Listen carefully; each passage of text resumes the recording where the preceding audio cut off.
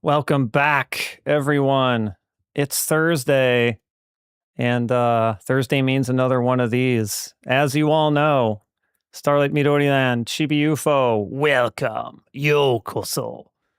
We have a return of a familiar character. Well, he's not just a character; he's a he's a real person, ostensibly, coming back today for our final gameplay Harmonies, our final stream about Japanese pop and rock stars for a while. I mean, they'll never really go away, not on this stream, but you know, we got to do some different things, and we're kind of scraping the bottom of that barrel now. Enjoy laundry, Chibi UFO. It's a thing we all have to do. Even the most evil of us must do laundry, I suppose, or have someone do laundry for them. One of the two. Right? No, they're not going away. They're not going. And if nothing else, I'll always talk about it. But the tough thing with these streams, especially with the ones that play licensed music, we won't have to worry about this for either of the ones today, because they're either weird enough or primitive enough to not have music that gets claimed by copyright holders. But boy, oh boy, a lot of those streams in there when we got past the beginning ones sure did. Not that it's that big of a deal, but oh, thank you. I will let you see the full thing. It is a Jaws parody.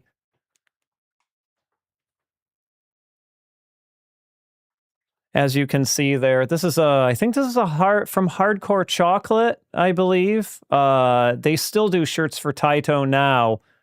And I think that I got a while back, I got this one, and I got their Ninja Warriors one. Believe it or not, someone made a t-shirt of the Ninja Warriors. I know it's impossible to believe, but I have both of them. This is by far the more stylized, like, cooler one, since it's, you know, parodying the Jaws movie poster with King Fossil coming up and grabbing the Silverhawk there. But I have more Darius shirts than you might imagine even exist. But I promise you, I don't even have all of them that exist. I have one that has the bosses from Darius 1 on it.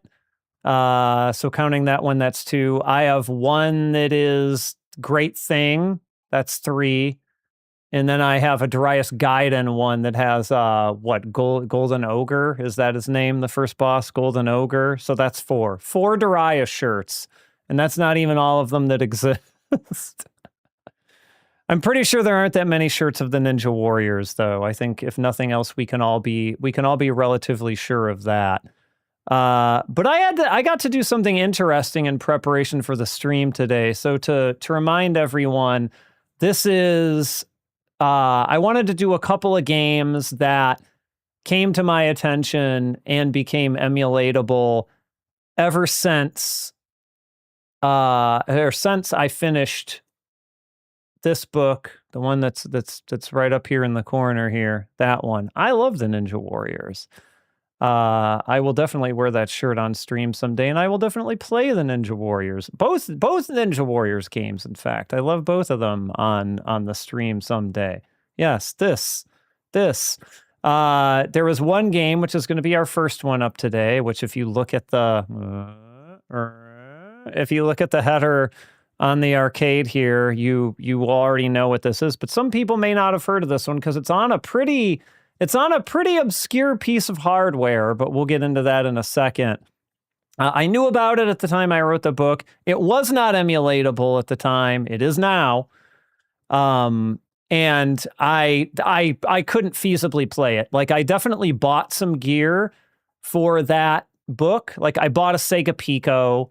I bought some games. None of it was breaking the bank. It was all relatively inexpensive stuff. So I was happy to do it. But this piece of hardware would have broken the bank. So I was not willing to go this far. And so I decided I probably am just not going to include this in the book since it's little known anyway. And it's kind of not really a game. Not that that stopped me from writing about some of those. But we'll see. And then the other one, the second one, was made. I think it might have been Starlight Midoriland who brought it to my attention, who I legit a game I legitimately did not know about. And I thought I got them all, but you know, when you say you got everything, you never got everything. There's always something that you missed. I believe folks pointed out 2 games, but I'm only going to have time for 1, and probably not even the full game, because this one seems like it's a few hours long by all reports, so we probably won't get through the whole thing. We'll probably play as far as we can get. We have a Famitsu to look at for the second one, but not for the first one. This first one, I combed through Famitsu's this morning based on its release date. It does not seem to have been covered for all I can tell. And I think a lot of that has to do with the platform. And it will all kind of make sense in a minute here. And by the way, so Chibi UFO ran sounds there. I added a lot more sounds for channel point redemptions, just regular old channel point redemptions. They're not in, they're all in. Well, they're not all in there. I still got to do more over the weekend. I got to bring it up to snuff with what I have in Blurp, or at least as close as I can within my limitations. But we do have a lot more in channel points, and there will be more to come. So there's that to look forward to. And also, apparently, Twitch added something called something custom rewards. I don't remember the exact naming, but basically it's kind of what I adopted Blurp for, but I recognize Blurp is a little bit weird because it's not really built into Twitch's ecosystem. It's like this little widget on the side of the screen. So if you want to throw bits at it, if you don't have channel points, which, you know, people don't have to do, but you can if you want. It's almost like a step and a lot of extra rigmarole to go through, but they introduce these custom rewards, which are rewards I can define for bits. I can like name my price for bits. So I can actually put these sounds now as custom rewards. So if folks want to use bits for them on Twitch and they don't have the channel points or whatever, they can. So it's going to be a migration process. It's going to take me a little while, but I think I'm going to do it because I want to try and make this as easy for people as possible. And up until recently, the easiest way to do it for bits was just an external service like Blurp. And we won't have to do that anymore. YouTube folks, it's until YouTube catches up to Twitch on its, you know, for as dirty of a word as this is, like its monetization opportunities, I can't really easily offer this to you. I'm hoping the day will come when they'll let me configure things similarly to how I can on Twitch. So apologies for that. It's more of a platform limitation than it is anything else. And maybe one day we will be able to fix that, but it's kind of not much I can do, not through an external service like Blurb, because YouTube doesn't have an idea of channel points, like, you know, fun bucks that you earn just through watching the stream without having to pay real money. That just doesn't exist in the YouTube ecosystem for as much as it probably should. So we're doing our best with what we have to work in there. Oh yeah. Yeah. I love his yeah. It's like the it's not what he was doing exactly, but it's almost like his parody of like you know, some dumb American guy or something, like sitting there just going yeah. I love it. I lost my mind when I heard them doing that at the concert that was ripped from. Anyway, that's our housekeeping there. Oh, also, I should mention that for the Twitch folks, I did a little bit of rearrangement of the emotes. So, like, there's a couple more free emotes for folks that either subscribed or not subscribed. And I moved a new one into the subscription-only ones, I believe. Something like that. So yeah, I made a couple more free ones or I didn't make them, but I moved a couple more free ones. And yep, we got Lovin, Yoshi-san, the guy who's going, yeah, who you just heard there. That's him, a pixel animated version of him. alongside actually it's very timely, Chibi UFO, that you use that the second emote that you did of Daemon Kakka, because he is the subject of our first game here. And I got to do something interesting. I got to set up Ares, which is a multi-system emulator. It emulates a whole bunch of different platforms. And for those of you who don't know, I believe it was around a year ago, 2025. Yep, he also appeared in the intro to DJ Boy. It's true. And if you play the Japanese version, it is his own voice. It's Wolfman Jack if you play the English version. But it is, in fact, Demon himself in the Japanese arcade version. But he's also an announcer in Street Fighter 6.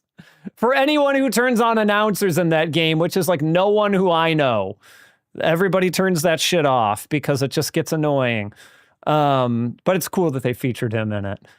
Anyway, Ares is a multi-system emulator, and only last year they finally cracked emulation for the Pioneer LaserActive, both the Mega LD version. So there's Mega Drive.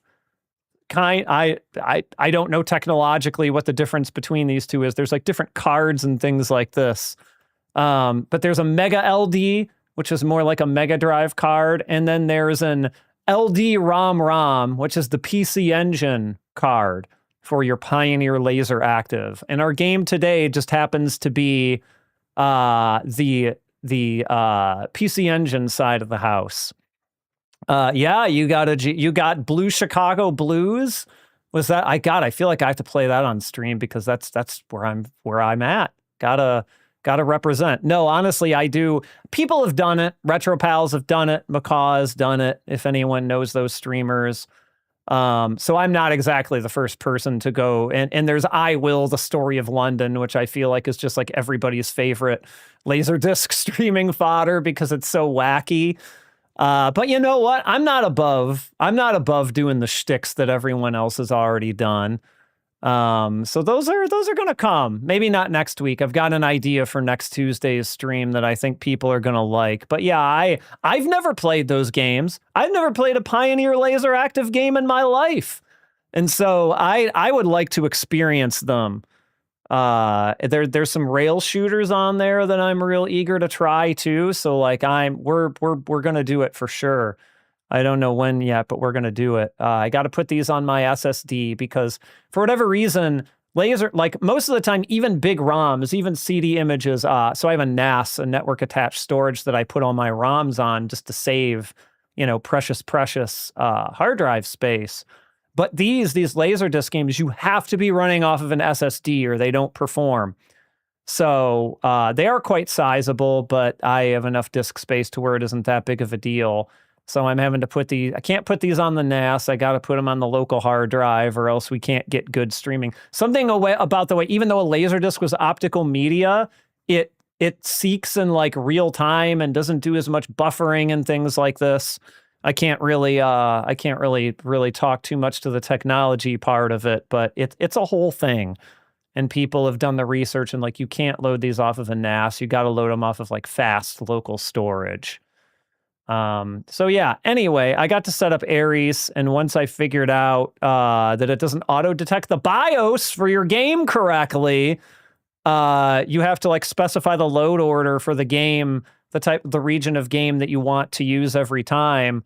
It seems to work okay. So without further ado, let me turn my gamepad back on here. Yeah, I've been coming to terms with it. I was a console boy a lot of my life, but when I started streaming, I was like, you know what? It's about time I think I said this earlier on one of the first streams, but like the benefits you get from emulation just through people's sheer engineering willpower are crazy. Like, I love original hardware for a lot of reasons, but like it's really hard to argue with emulation for a lot of these really interesting things. All right. And so what we have in front of us here is indeed the Pioneer LaserActive. as you can see, we have booted this into the PC Engine version. This screen looks a little bit different when you are talking about controller? Controller? All right, hold on a second. Let me reset this.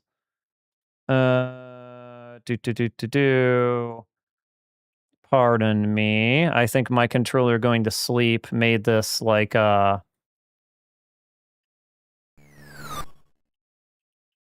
and what is wrong with you? Why you no do stuff, controller? All right, hold on. I'm gonna reboot. I'm gonna reboot Aries here.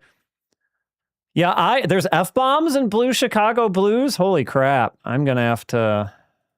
This is gonna be an adventure for me. That's for sure. All right. Let's see if now we're in business. Boom. Okay, there we go. Our controller is working now. So we can open a CD, we can open an LD, or we can play. And we've got, you know, several different types, I guess. We've got LD ROM, we've got the Super CD ROM system, we've got the CD ROM system. Yeah, I have a Bluetooth, I have one of those 8-bit wireless controllers, and it disconnects sometimes when I let it sit because I'm sitting here blabbing on and on about stuff. So apparently Aries doesn't like that. I probably should wire it in, but they get because of the Bluetooth controller I have like people can complain about Bluetooth controller latency, but like for the games I play a pad with, like I'm not going to play a fighting game with a pad. I'm not going to play a beat 'em up with a pad. I usually plug in an arcade stick for that. That's just wired USB. But for things like this that aren't, you know, don't particularly benefit from an arcade stick, like this is my go-to, and like I don't notice any real input latency of any substance. Maybe it's down to the type of games I play a pad with versus the type of games I play a stick with. But even like Castlevania or something, like if I play Castlevania with it, I do fine. Anyway, okay, we are going to load our game. It's licensed by Pioneer. Okay. We are opening up the vault here. Is that what's happening? Is this a vault? Looks like a vault. Okay. Creepy. We got smoke coming off of things. I'm going to leave the sound up a little bit louder than I normally might here because this is going to be a lot of dialogue. Oh, there he is. We got a glance at him.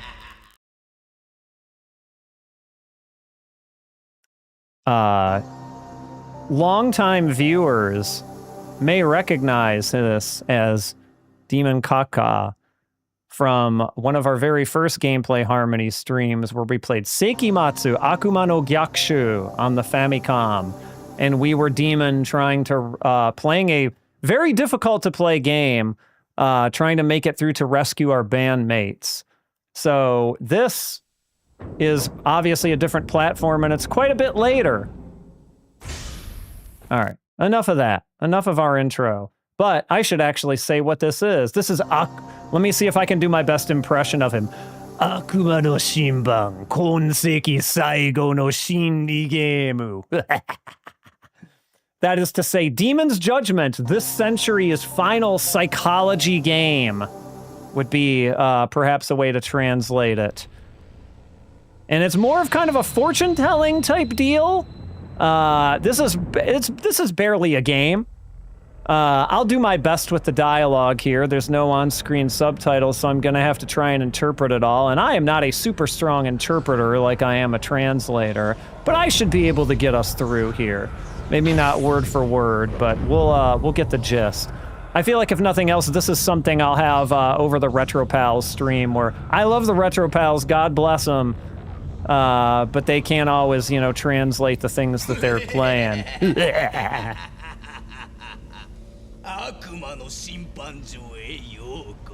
Welcome to the Demon's Judgment place. Listen up. He's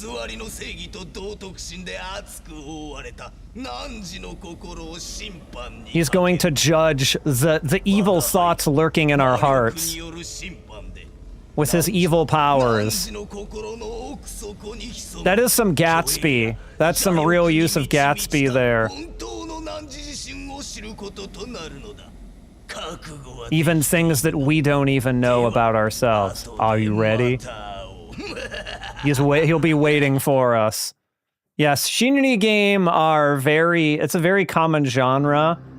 And again, they're not even really games, I wouldn't say.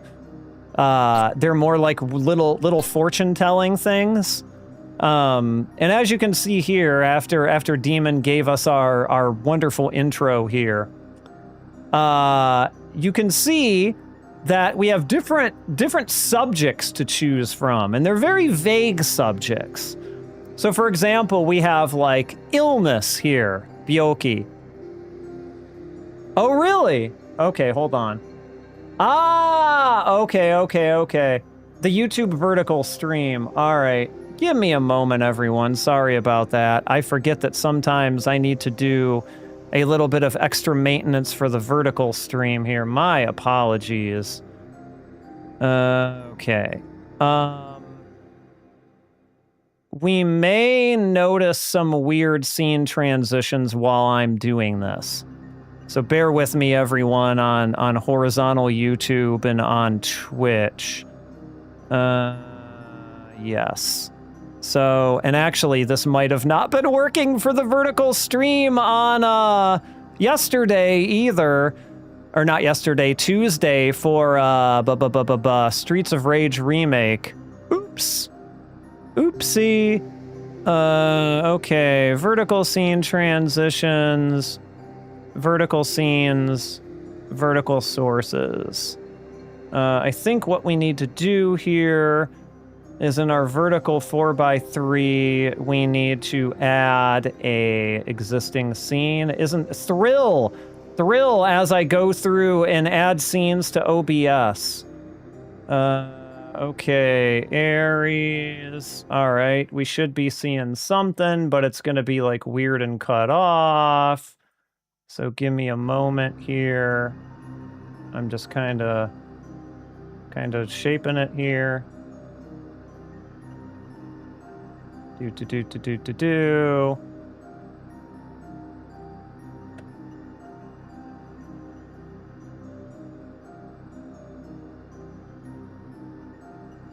Not quite that. Almost. We're almost there.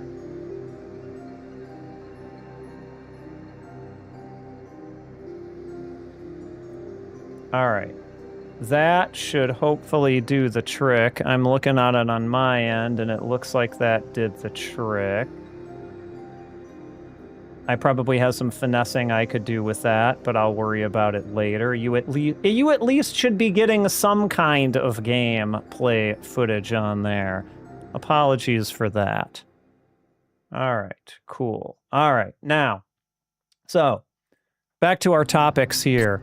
We have very general kind of phrases here, right? And Demon's going to like tell us the evil thoughts that are lurking in our hearts based on those phrases. Thank you for confirming. We've got illness. We've got newspaper solicitation. Everyone, you know, the thought that everyone that everyone harbors evil thoughts on newspaper solicitation. We've got submarines, right? Submarines. That's a very important topic. We've got fans, as in like electric fans that blow air on you. Senpuki fans. You've got yamanobori, which is mountain climbing. We've got camping, kyampu. We've got bonsai, which I assume, I mean, is it just the idea of like bonsai, or is it because what most people call, you know, bonsai trees or whatever are actually bonsai, So it's not that. I don't really understand why what the concept of bonsai would be on here. We've got hotels. We've got Starlight Tour. We've got Kazan, volcanoes. We've got Kaigi, meetings. We've got Obento, you know, like a bento, like a lunchbox kind of thing. You've got Himawari, sunflowers. Very topical for a demon, I guess. Roka, so like halls, hallways, corridors, if you will. Burochi, brooch, like a brooch, you know, like a jewelry brooch. Kaidan, so like stairs, a staircase. Nuigurumi, stuffed animals. Basu, a bus. Keiki, cake, you know, delicious cake. Umi, the sea, and now we're back to Byoki. So quite really a random assortment of things here, I would say. And so it's hard to figure out what direction to go in, right? We've got all kinds of different topics, and we're probably not going to go through all of these. That would be a lot. That would take a lot of time, and I don't want to spend that much time on it. So maybe we'll just pick a few before we go on to like the video game of this whole thing. I don't know. I am a sucker for sweets, so I'm tempted to go with cake, just to see what old demon has in store for us about cake. How does everybody feel about cake as an initial go-to, and then we can kind of see what people are thinking after that. I'm gonna go cake, and then we'll check in with our friend here and see what he has to say about what thoughts we harbor, secret thoughts we harbor in our hearts about cake. Here we go. We're gonna talk about cake. Question 1. Oh. We're in a cake shop. There's a single cake in front of us. What kind of cake is it? Imagine the cake. I want everyone to imagine the cake that would be in front of you if you were to go into a bakery, the single cake that would be in front of you. That's the question. So picture it in your mind, right? Okay. This question.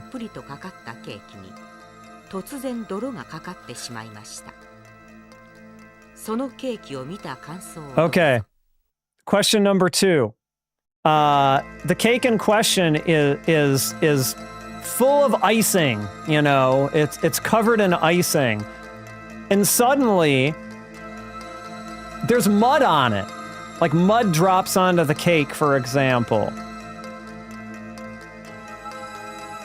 What is your reaction? What are your feelings when seeing that cake with the mud on it? Okay, so think about that. Is there a question 3? There is. Okay. Okay, so you've eaten an apple pie with no apples in it. How does that make you feel? What do you think? An apple pie with no apples. I don't know if that means it has the apple pie filling with just no apple chunks in it. They don't really elaborate exactly on what really that means. I'm gonna turn this down a tiny bit for the stream.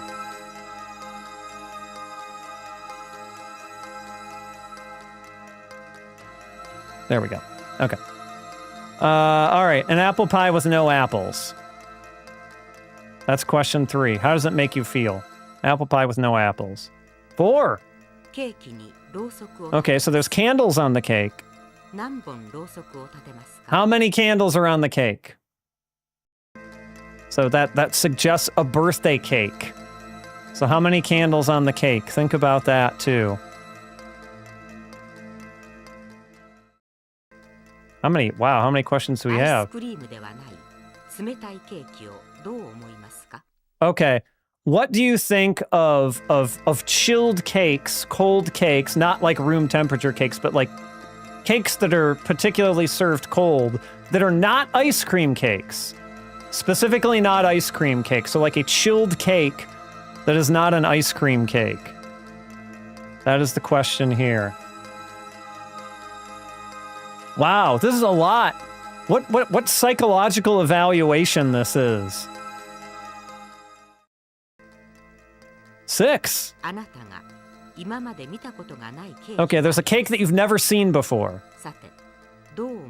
What's your initial thought? What are your reactions? You're seeing a cake that you've never seen before for the first time.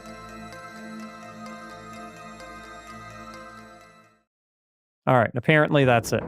All right. Yes, I think it does this animation every time. We're going back to Demon. We gotta open the vault every single time. Go into the furnace. The old boiler.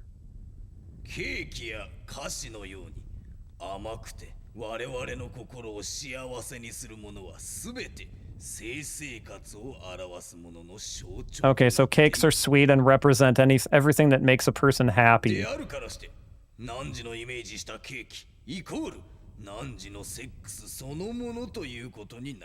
So he's equating cakes to sex.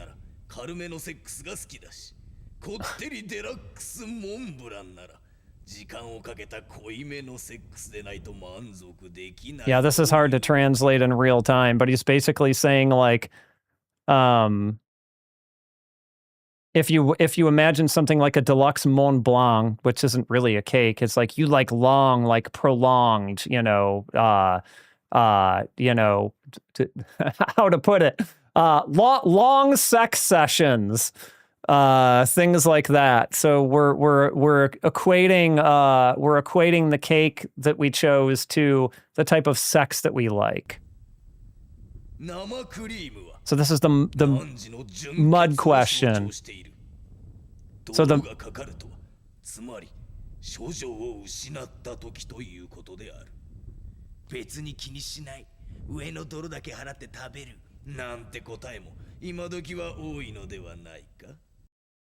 Okay, so here he's saying that the frosting on the cake represents your I think he said your virginity.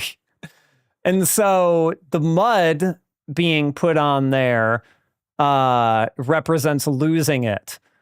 And so he didn't really go too much into there. He's like, I bet there's a lot of you who, wouldn't think anything of that, would you? So read into that however you choose, I guess. This is the appleless apple pie question. Okay, so it represents your love. Loveless sex. An appleless apple pie is loveless sex.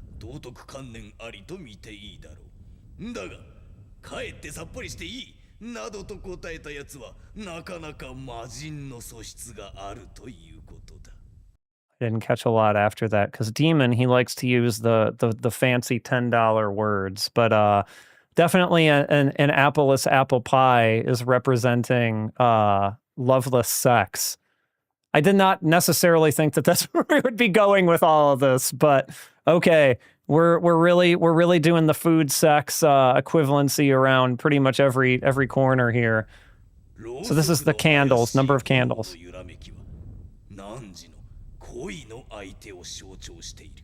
Okay, the flames of the candles represent your lover. Number of people that you've had sex with. So it's very simple there. The number of candles that you imagined on the cake are the number of people you've had sex with. This is the cold, non-ice cream, but cold cake question. It's like representing your pain.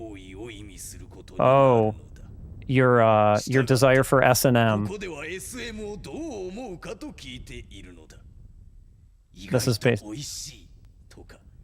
yeah, this is basically gauging whether you're into S&M or not. Chibi UFO, do you really want to know the answer to that question? I don't know exactly when you stepped away but we selected cake. We were able to select a lot of topics from to ask Demon here about and have him read so we were asked questions. We were asked questions like, what do you think if you were to eat an appleless apple pie? Or like, how many candles would be on your cake? Or like, what do you think about a chilled cake that is not an ice cream cake? And he's taking our thoughts and he's saying, this means this. And all of it has had to do with sex so far. Every single thing. An appleless apple pie represents loveless sex. So how you feel about it is how okay you are with loveless sex. The number of candles on our cake represents the number of people we've had sex with. Apparently, how we feel about chilled non-ice cream cakes has to do with how much we are into S&M. So we've got all kinds of fun reads here from His Highness. All right, I think we got another question or two here. So this is the question about a cake that you've never seen before. Okay, so new types of sex that you're not aware of, so like more perverted. Yeah. So if you say, yeah, I'll try it, then it means you're a more perverted person if you're willing to just sight unseen try a new type of cake.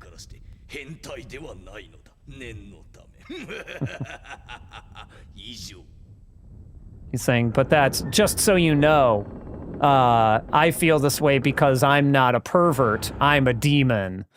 Just to make that clear. And so that was his interpretation of, they're very simple. We'll do some more here. We'll go through a few of them. You know what? I'm just now thinking like there's a good amount of these topics. So like maybe we'll make this a regular stream things where we'll just boot it up and do a couple sometimes. Just to kind of check in and eventually make our way through all these without, boring anyone too much with going through all of them in a row. Yes. When you're a demon, it's okay to think these thoughts.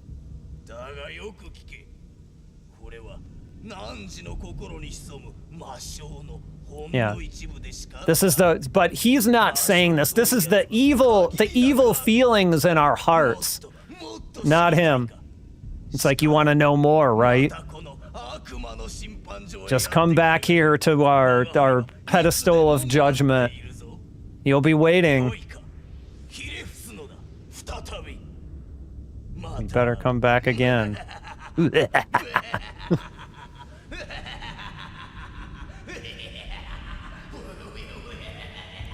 what was that one that did?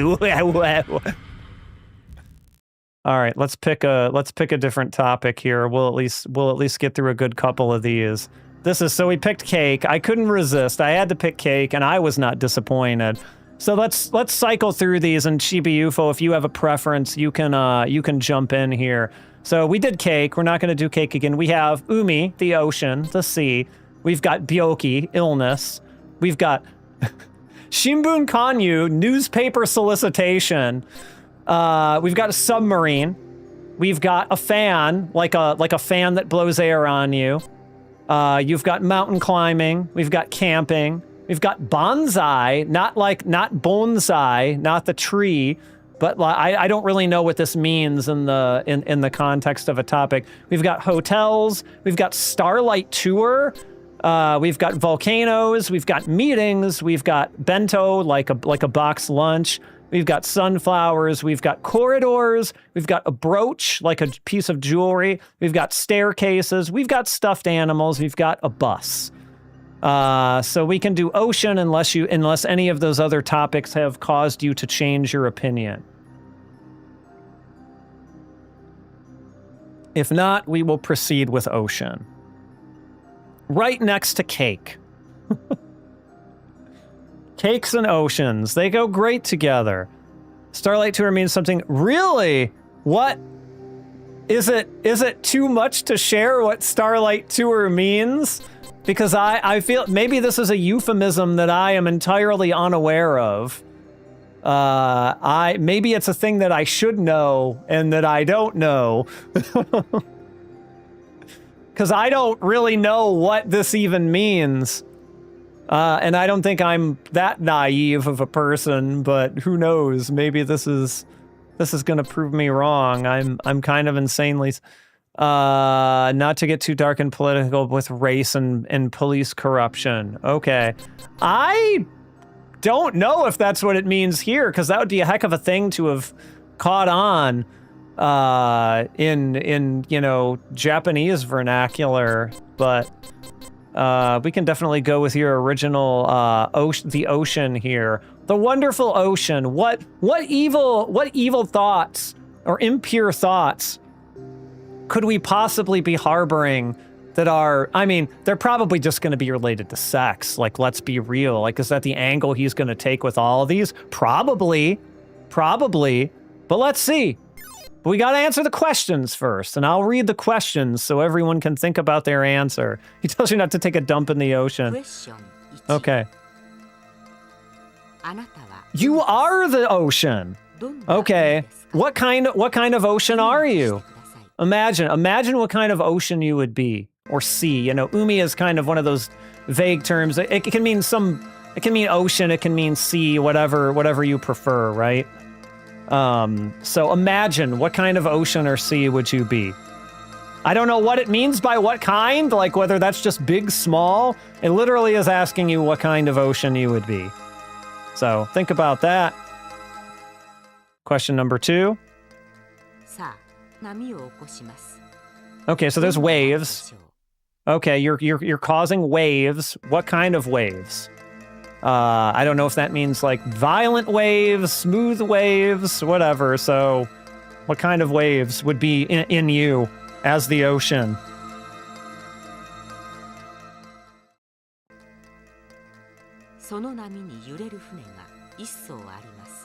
Okay, so there are boats that are shaken by these waves. What kind of boats? So I guess, you know, freighters, shipping freighters, speedboats, pontoons, paddle boats. I don't know. Pick a boat. Very open-ended questions, aren't they?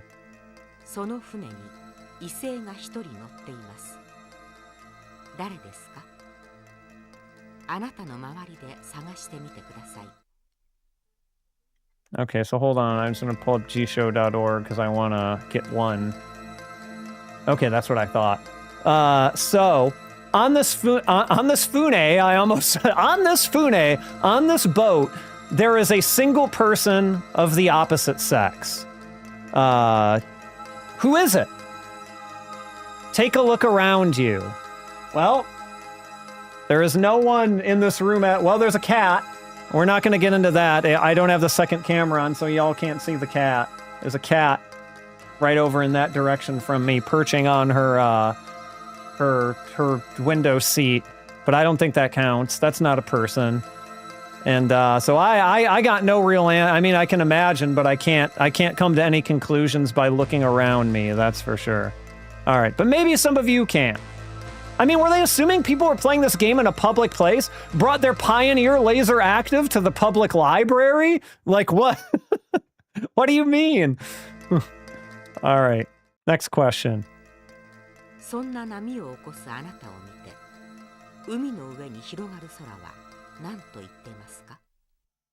Interesting. Okay, yeah, there's huge CRT and console onto the boat. Yeah, that sounds very safe and practical. Okay, so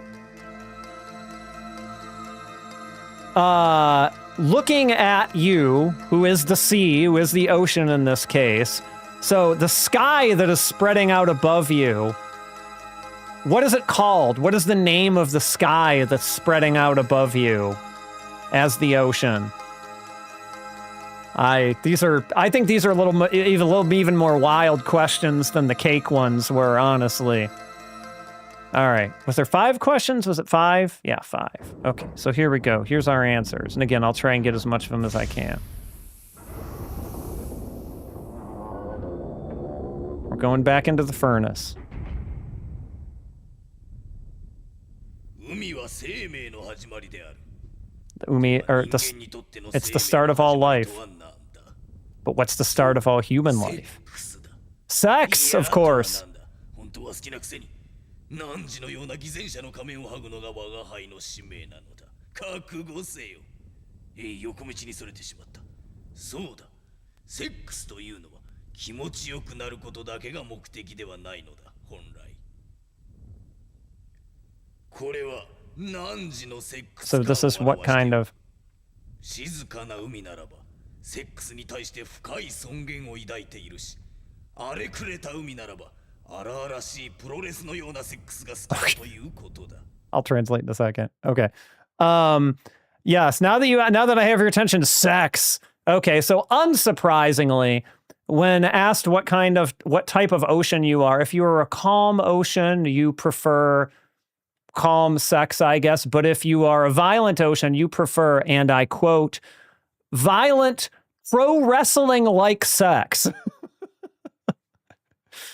I'm a little horrified by the idea of pro wrestling-like sex. I don't want to be suplexed during sex particularly, but you know, I'm not here to kink shame. If that's your thing, go for it. I would say as long as you're not hurting anybody, but you know, if hurting is part of the point, then hey, you know, it's all good. That's if it's consensual, good for both of you. All right, so that was what kind of ocean are we? The least surprising answer he could have given the cake answers. What was our next question? This is what kind of waves? The peculiarities of your sex. Okay.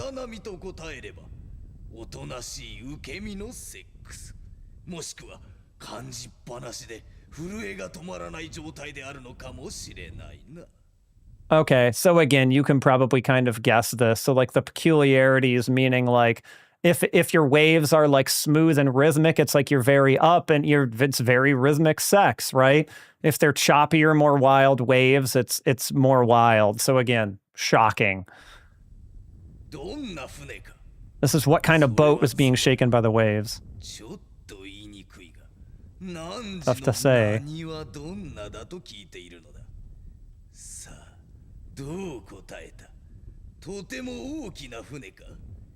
Was it a big boat? Was it a small boat?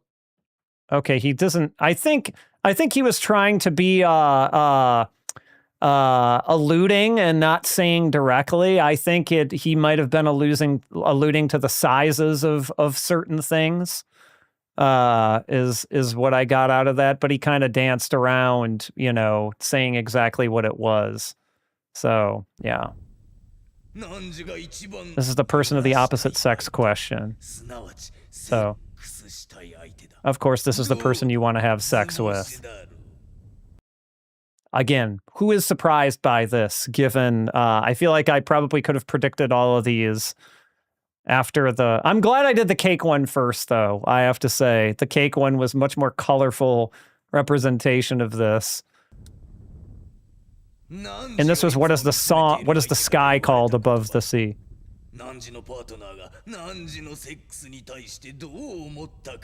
And this is what your partner thinks about your sexual performance. Do they ask for more, or do they tell you to cut it out?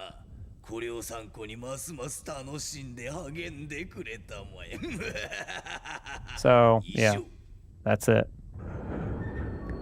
Boy, oh boy, the sex fortune-telling game, everyone.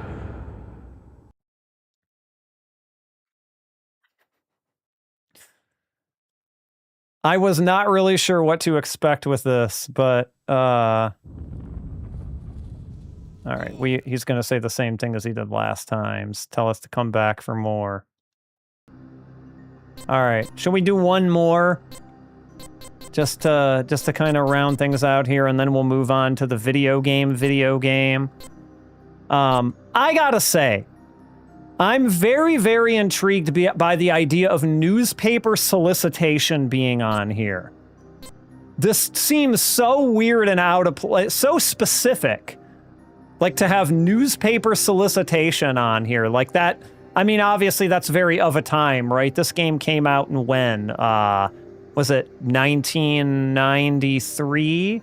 So like newspaper solicitation would have been a lot more relevant than it probably is here today in 2026. But I am kind of I'm kind of curious to see how he will equate questions about newspaper solicitation to sex. So unless anyone has any crazy ones they really want to do, I'm going to say let's go with newspaper solicitation for this final one for today.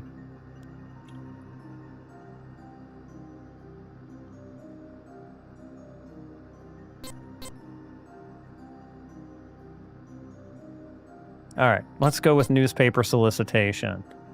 I used to deliver newspapers. I don't know if I ever said that on stream. This was a long time ago.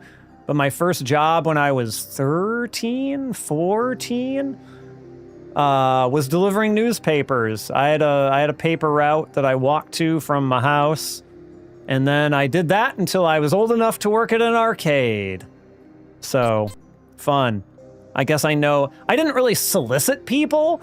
Like, they were people who subscribed, and I just delivered their newspapers.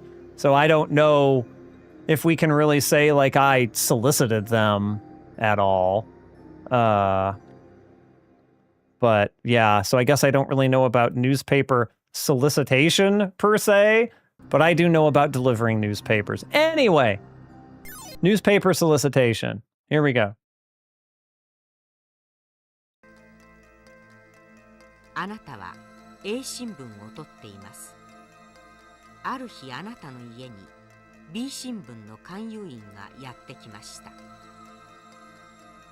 Okay. クエスチョン1。さて、どうしますか? Okay. So you deliver, you are a representative of newspaper A. Someone from a newspaper solicitator from newspaper B comes to your house to solicit you. What do you do? That's question number 1. What do you do? I think the true answer is to murder them, right? No. We don't murder them. We give them a nice swift kick, right? No. I'm joking, obviously. All right. その勧誘員は1ヶ月ただでいいからと言ってきました。それを聞いたあなたは Okay. So this newspaper solicitor tells you that you can get the first month free. And upon hearing that, what do you think? What do you think? Would it make you any more likely to subscribe to your rival newspaper if you got the first month free? I never offered the first month free. I don't think I did. I don't remember that being a thing I had the power to do. I just went and collected money. That's all. I delivered the paper. That's all I did. All right, question 3. 勧誘員が帰っていきます。 Okay. 帰っていく勧誘員に一言何と言いますか? Okay, so the solicitor is leaving. What, you can say one thing to the solicitor as they're leaving. What do you say? I don't even really know how to answer this. I mean, I wouldn't have answered the door in the first place. This is my answer. I don't answer the door for people who just knock. That's why I got a doorbell camera. I don't mess around with any of that. 部屋に戻り All right, so you go back to your 自分が room 取っている新聞を読みます。 and you read the newspaper that you got. 今の気持ちを言ってください。 What are to say what your feelings are? I don't know. I mean, a newspaper is a newspaper. Like, I never had any loyalty to, like, the paper I worked for. But I mean, then again, I was like a kid, you know, I was not an employee of that newspaper, so I don't know. I mean, oh, there's only 4 questions for this one. We didn't get 5. All right, but of course we're going to relate this to sex. So the real question is how, right?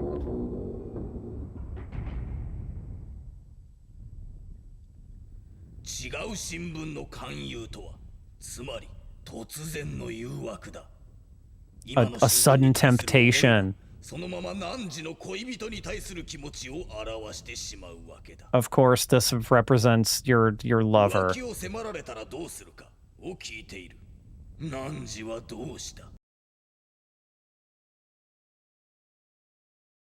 Okay, I don't really understand the point. It's like, okay, we're asking, like, what would you do when the solicitor came? Like, what did you say?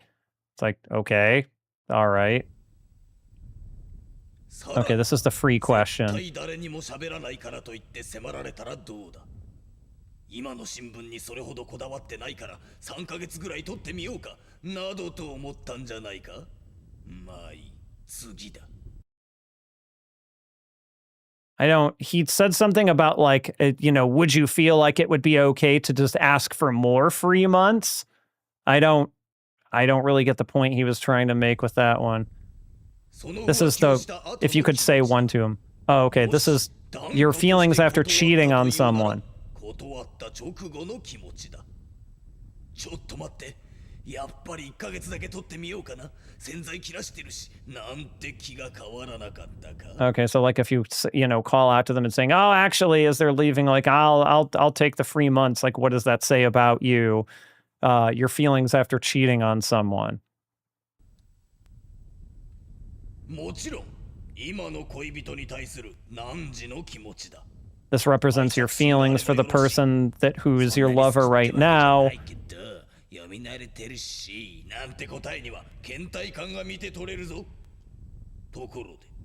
that was about reading the newspaper that you got, by the way. It says, by the way, do you read the newspaper? That's it. All right, that one was a little bit disappointing. I won't lie. I think the cake one was our best one yet. All right.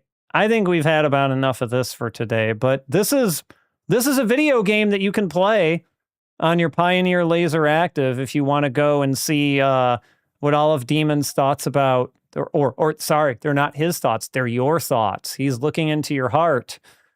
And if you want to hear all about what your thoughts are on various topics as they relate to sex, like this is the piece of software for you. I do not think all of the Shinri game are about sex. I think this one is probably fairly unique in that particular way. It is. Let's go back to chat here for just a second while I queue up the next one. This one is much more of a video game. Much more of a video game. And I do not believe we will finish this today because it seems to be quite long by all accounts. But this is Risa no Yousei Densetsu, aka Risa's fairy tale. And this is about unfortunately, I did not have really too much time to dig into this artist, so we're not really going to do too much of an artist intro here. But what I can tell you is that Tachibana Risa, much like Nakayama Miho, in fact, this was kind of in the same era where all that was happening, was kind of your basic idol actress singer who, so far as I can tell, did not necessarily have the same level of success as someone like a Nakayama Miho, but sure did get a video game from Konami on the Famicom disk system like Nakayama Miho. So now the question will be, how similar are they? And we're about to find out the answer to this very question as soon as I load this. All right. And the other thing I was able to dig up on this is, unlike the one thing she sort of has over Nakayama Miho, I would say, is that her sixth single was a tie-up, kind of an image song that was specifically about this topic, or this game even. So there was a lot more of a tie-up there for this. Hold on. I think I need to do some adjustments in OBS here real quick. Bear with me. Boop.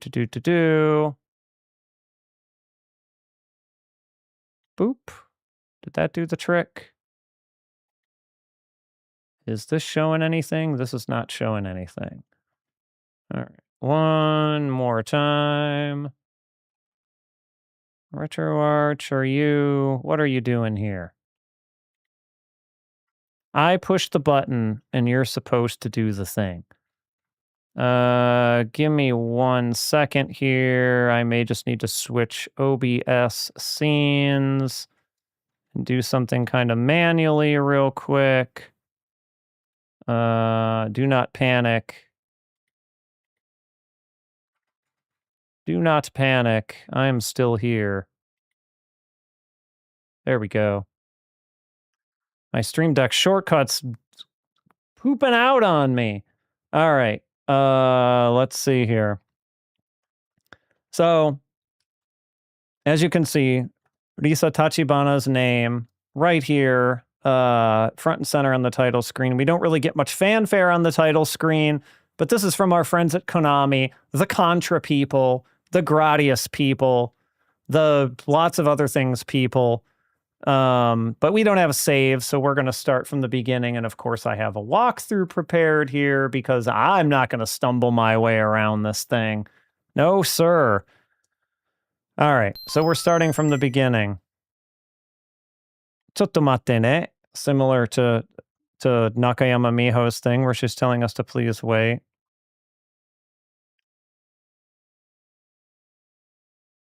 Set the screen.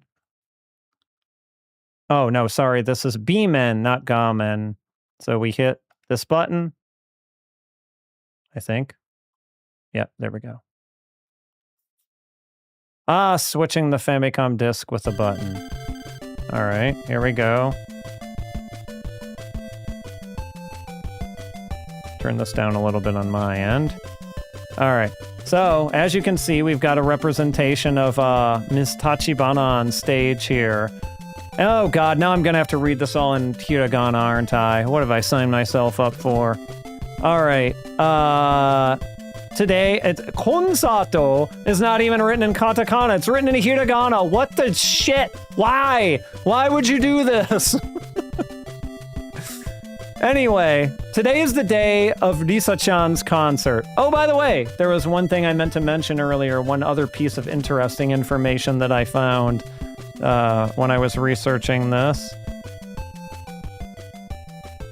And that was the catch copy. I don't know how many of you are familiar with the phrase catch copy, but it's kind of like the slogan, what they call the slogans and whatever in Japanese. The catch copy for this game was, Anata no yuki to chie o Risa ni kudasai. So give all of your courage and your knowledge or your wisdom to Risa. So that's what we're here to do today. We're here to give it all to Risa. All right. Eru! Oh, so like, we're like cheering here. I love Risa-chan. Oh, it's like a Eru! Oh, I love Risa-chan. Something like that. Risa-chan, Risa-chan. It's like one of the type of like choreographed cheers that they do at idol concerts and things like this. For those of you who aren't in the know. Not that I've been to really idol concerts, but they do sort of similar things at Anisong concerts too. Wa, nanda. Ishu no uchi ni. Okay, so suddenly it's like someone saying, "Oh, what the heck?" And suddenly, the sky grows dark, and the sound of thunder. And Risa says, "Kya! Wah!" I think that's wah is supposed to be either you or the crowd or someone, but Risa, as you can see, it sort of has specific like dialogue for her, so you kind of know what she's saying versus what someone else is saying. Okay, all right, sorry about that. All right, we're going on. ...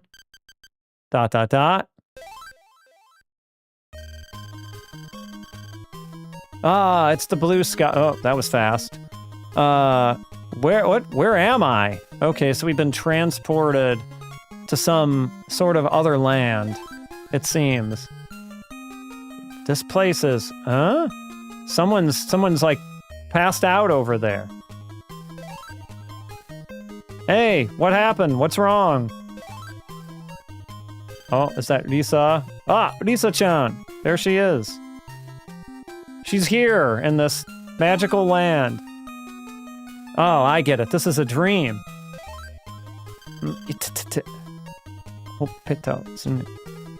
Okay, so yeah, you pinch your cheek to see if it's a dream, and you're like, ow! So clearly not a dream. This is not a dream, this is the real thing.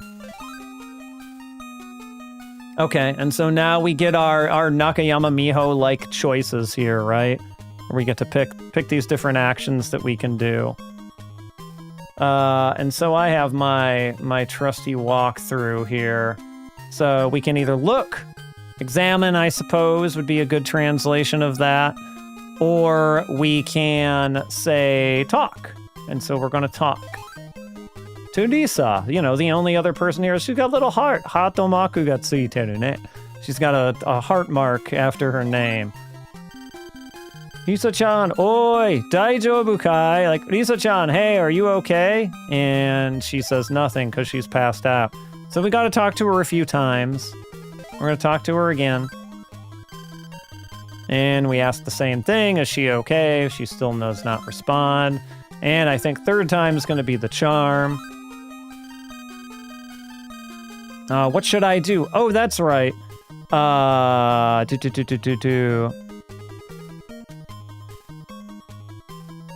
Hold on. Risa-chan. Kasujiru? Kasujiru te. Hold on. They threw a word at me I don't know. Oh, it's Shiru no Jiru. So, soup made with sake leaves? What is a leaves? I don't... It's some sort of soup, at any rate. So, maybe that's her favorite food or something. So, Risa-chan, I've got, kasujiru here. Hurry up and eat it. Oh. Okay. That's fun. Did our emulator just take a poop? It seems so. Let me restart. We'll hurry up and get back through all that. That's fun. And now it's oh, because I have to switch to the other side. There we go. Emulation. I actually don't have a disc, an actual Famicom disc copy of this. I do have one of Nakayama Miho, but I do not have one of this. All right, we'll speed run our way through this again, and hopefully we won't run into another crash. Switching sides. I'll do like a save state or something around there, just in case we do. This does happen again. All right, yes, it's the concert. Oi, oi, oi, love, right, love, Risa-chan. Here we go.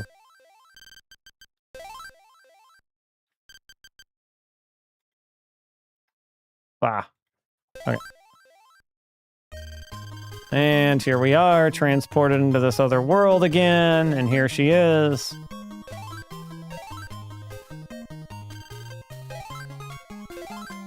It's a dream. No, it's not a dream. It's the real thing. We're going to talk to her a few times. Talk to her again.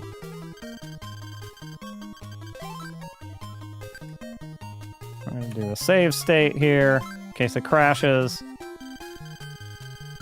So we've got Kasujiru, and this wakes her up.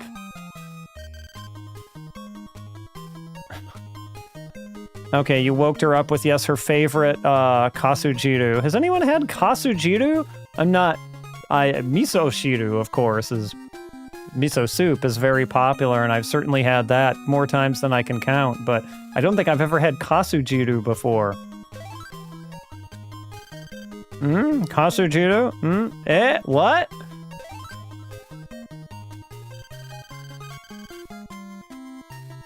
What happened to the concert? Where am I? Who are you? Questions we all really want to know, right? So she's asking our name, and so I guess this is probably where we get to enter our name, isn't it? And I suppose we can only do it in, well, you know, we gotta stick to tradition, right? I know this is born from me mixing up the characters I meant to enter, but it's kind of my go-to now, so... It should be Wami Pa and not Wami Po, but you know what? It's Wami Po now, because that's it. That's what we do. And so that's probably good, right? Maybe we didn't need... Oh, I put this... It actually registered the spaces in there. Oh, well. I'm Wami Po. And I know you, Risa. How? I was just at a concert up until a minute ago.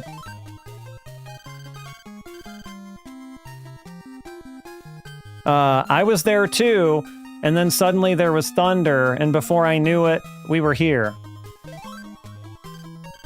But, something's flying this way. What the heck? What is it, I wonder? Is it fairies? Yousei ka.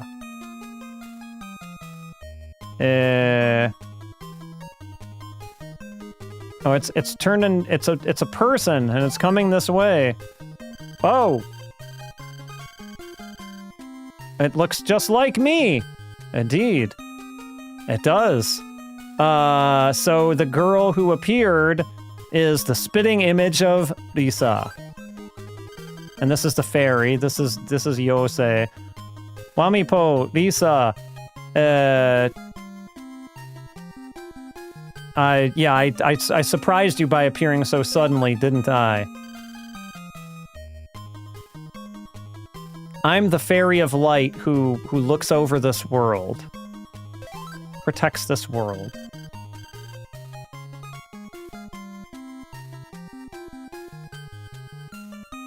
And... Futari no sekai no... Okay, it's a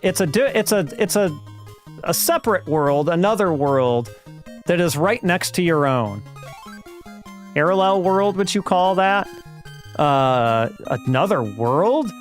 And which is what Wami Po says, and she's like, yes. Previously, a long time ago, this world used to be very beautiful, but a dark witch. A dark witch took control of this world using her evil magic.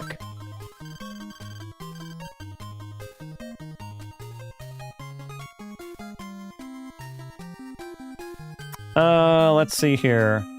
Inochi no aru mono wo kizaku. I'm not able to harm living things, but you can. But it's not like I can just sit here and be silent and go through all this.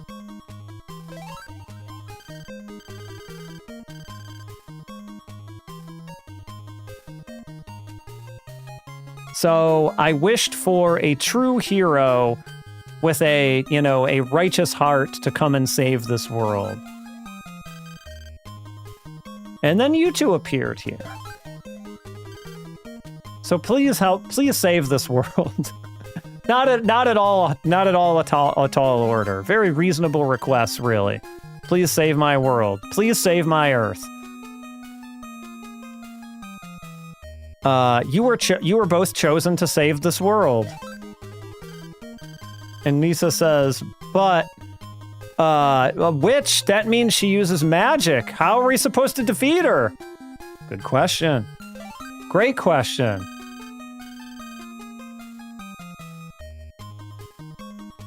So in order to defeat the witch, you have to gather the three... How to put this? The three strengths, the three powers of this world. Not at all the three Triforces. They're not Triforces.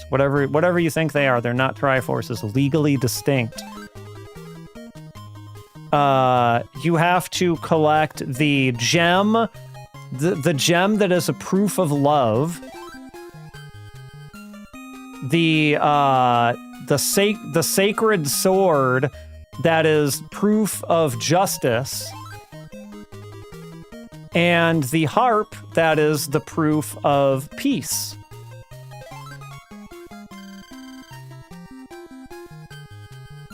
And she'll use she'll try and stop you in various different ways. She'll try and put the hurt on you. So you have to find these three powers, these three objects, I guess you would say. I don't know why they really called them Mitsu no Chikara. You probably could have called them something better than that, but whatever. And then by combining your powers, please defeat the witch. So now we come to our next... Oh, we entered our name already, so we've done that. And so now we need to talk to the fairy. Not Risa, but the fairy.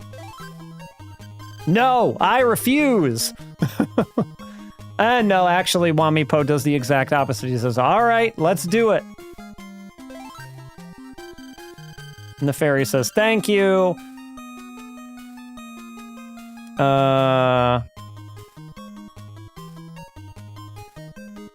Sorry, it's really hard to parse out some of this stuff in katakana. I'm telling you. It doesn't seem like it should be, but it sure is. So, the city that the two of you are going toward, Torizu no Machi, so maybe that's supposed to be trees, the city of trees, should have the Harp of Peace. And with that, the fairy disappears, leaving us to do our job. All right, so let's set off on our adventure, says Risa. And we're chotomateing. Chotomate. Oh, we're inside the city. Let me highlight what my next action is here. All right, so very... it has a different enough flavor from the Nakayama Miho game I'm thinking so far, right? Like that was... So far this seems much more on rails. I'm sure that will probably change. But, yes, I guess the Nakayama Miho one was pretty much on rails too. But there was like a lot more options it was much more adventure gamey in that way. Like it gave you a lot, it didn't necessarily give you a lot of places to go, but it gave you a lot more options at a given time than this one seems to. So we're in town. Oh, okay, here's all our options. Now we got a bunch of them. We got all the typical ones, right? And so we are supposed to move. We are supposed to move to the east twice. And so for that, we go down here to Ido, which is move. And I think it said to the east, right? Higashi. Yeah, so we're moving to the Higashi twice.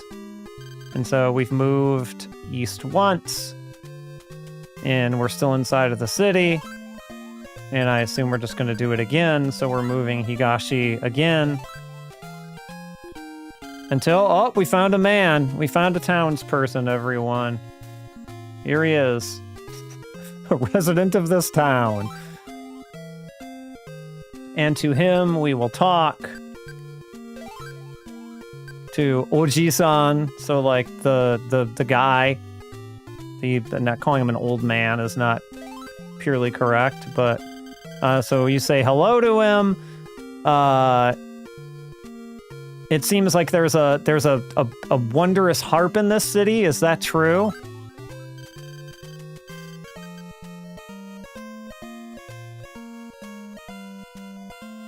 Okay, so he says there's a weird harp in the Chocho no Buraku no Yakata, so a mansion of Chocho no Buraku.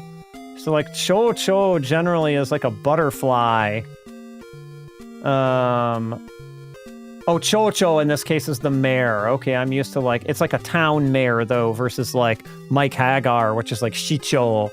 Like the mayor of a bigger city, perhaps. Chocho, in this case, I think is so. There's a weird harp in the mayor's black mansion. It seems like, and then I think we have to talk to him a second time. So let's talk to him a second time. And Nisa is asking, well, okay, how do we get there? And he says it's down and along the south road. It's like, it's a little hard to explain, but you'll know when you get there. Okay, great. And said, oh, by the way, you guys are outsiders, right?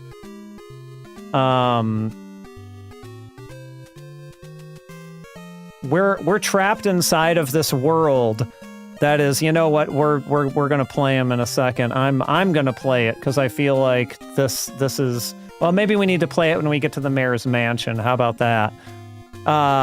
This is, you know, you're trapped here inside of the witch's this cursed world. I don't want to say anything bad, but you'd better get out of here as quick as you can. You'd better get out of here quickly.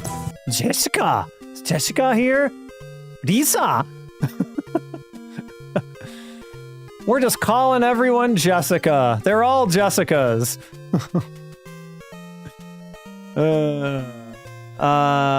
Okay.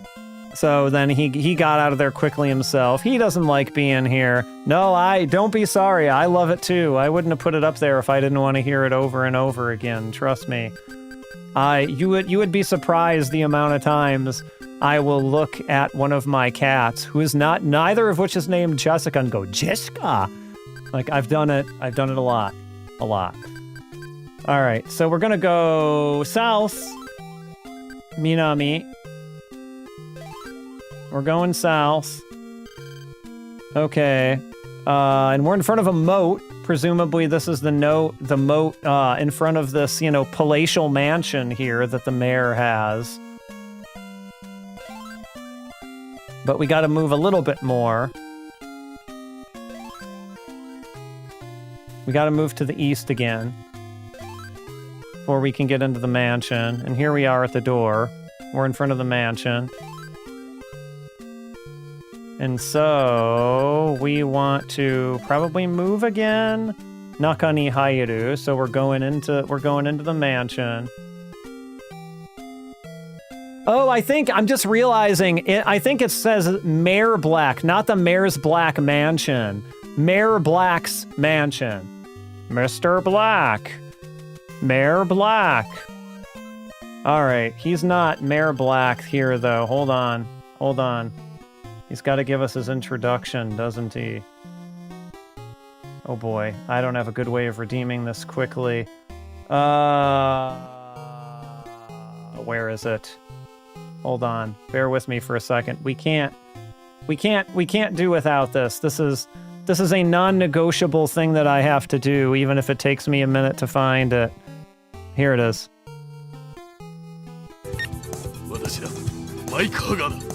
That's the mayor introducing himself.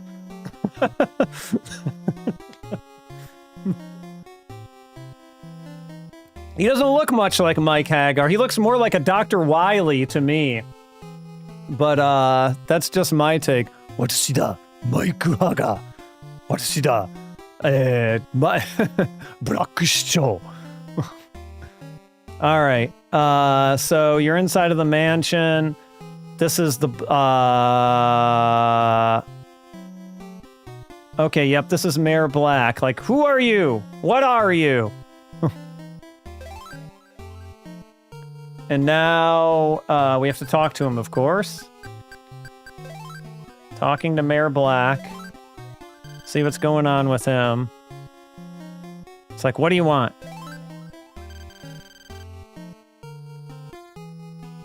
It's like, we'd like that harp. One harp, please.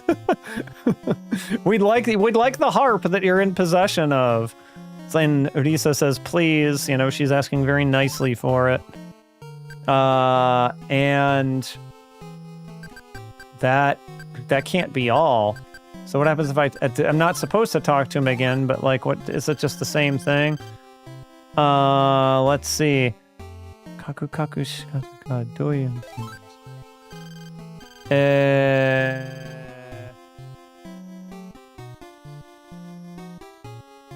He's not convinced that we're not sent here by the witch. So yeah, he's like, outsiders should just get out of here. So the mayor wants nothing to do with us. And so we're gonna go outside.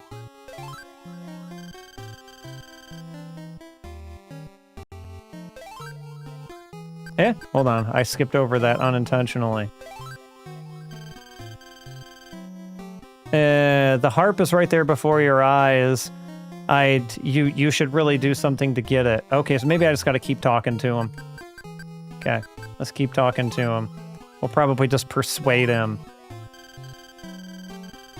It's like we actually need that harp to defeat the witch. Please. Okay, that was easy. He's like, okay, fine. But I've got a condition. Hori no waingura. Waingura? Like a wine glass? Hold on a second. Yes, okay, so in hori in this case, I thought it meant moat. Hori no waingura? That doesn't even... Oh, unless hori in this case doesn't mean the moat. Maybe it means engraved? So maybe... It again, really hard to tell when it's all hiragana. Like, context is not always easy. Let's see. Okay. Wait, hold on. So... Hori no waingura ni... Mahode. Okay, so a giant mouse or a giant rat who has been made bit larger by magic.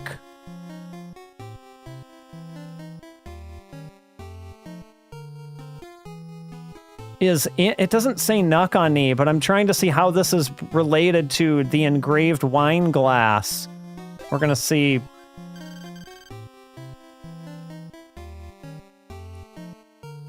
Okay, so he wants us to defeat this and get it back.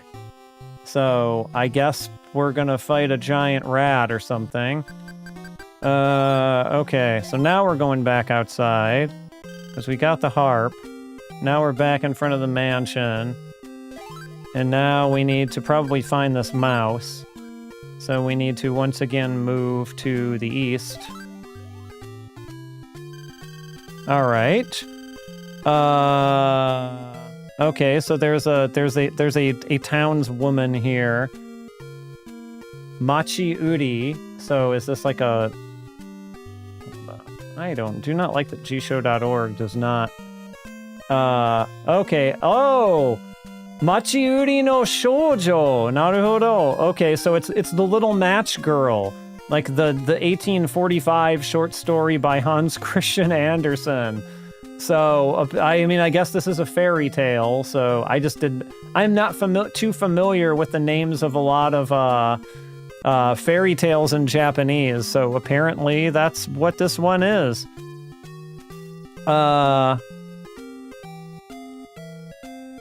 Churi wa machi o futari ni sagashita. Okay. So, we are gonna talk to her.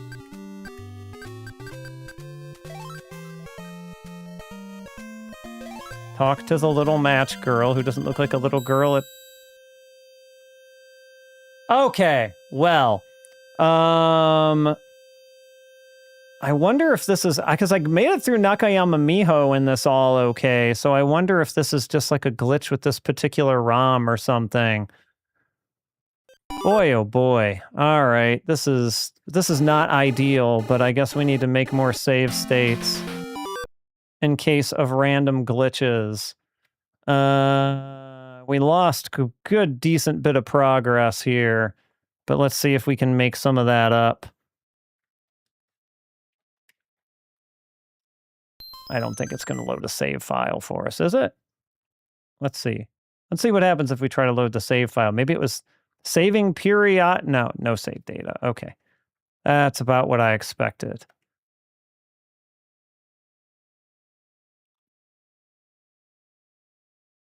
Gotta remember to make the occasional save state, I guess. Alright, let's power our way through this if we can. Actually, we can go to our latest loaded save state. At least save a little bit of time here. Yep. Kasujiru. Waking you up with the soup.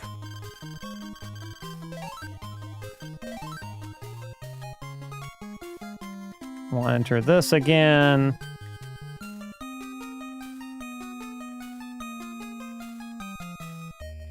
Boo. Boo on emulators crashing. I don't like it. At least we don't have to have the... Chopi Rio, welcome! You're just in time for me, doing things that I already did earlier in the stream because this Famicom Disk System emulator crashed. But we are playing Risa no Yousei Densetsu. Risa's fairy tale based on real-life pop idol Tachibana Risa. Flown off to some mystical, magical world.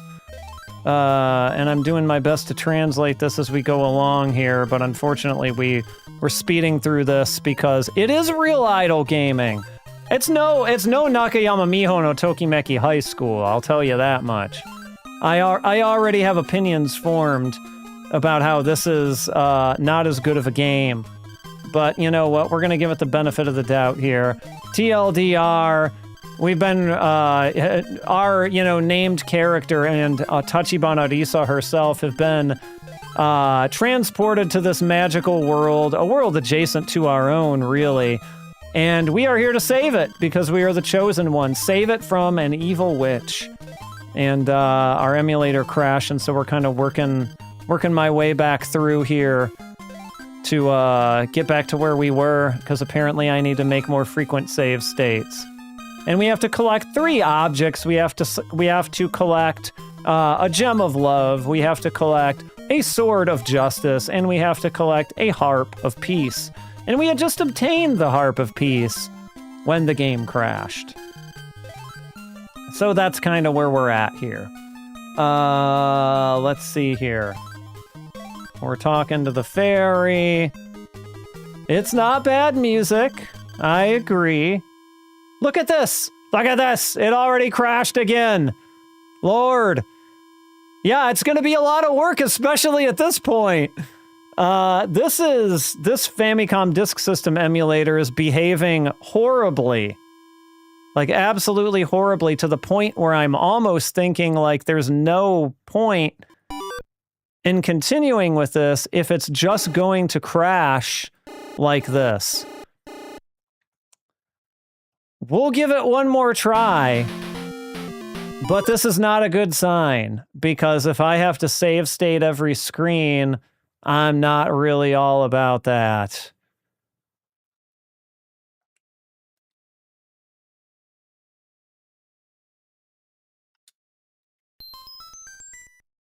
See if I can power my way through this and make some... And now this is getting, like, disk errors? This is crazy. The Nakayama Miho one,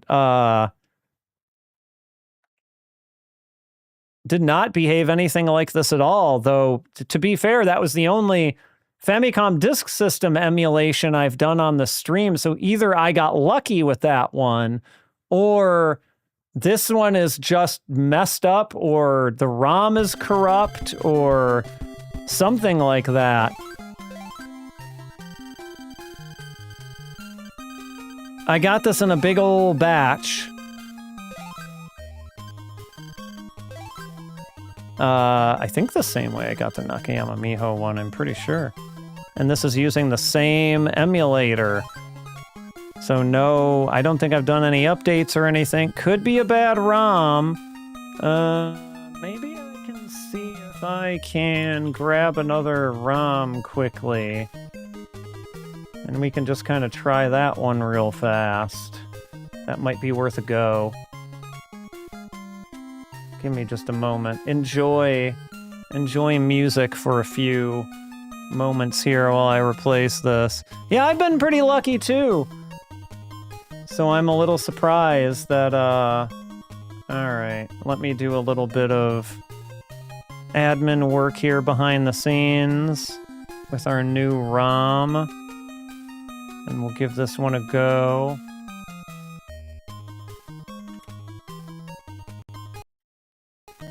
Alright, one moment. I'm just unpacking this one. And we're gonna try this one out to see if we have any better luck.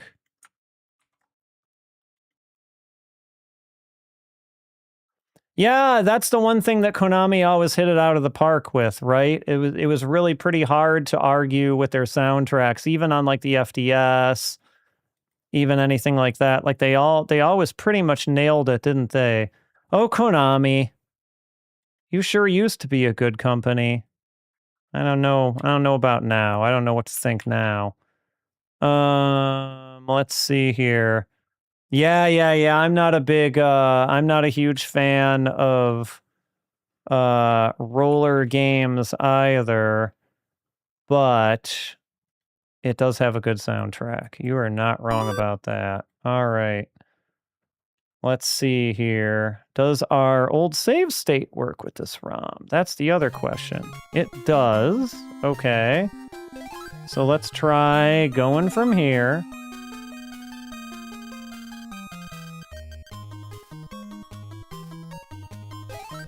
Yeah, we wake her up with the food.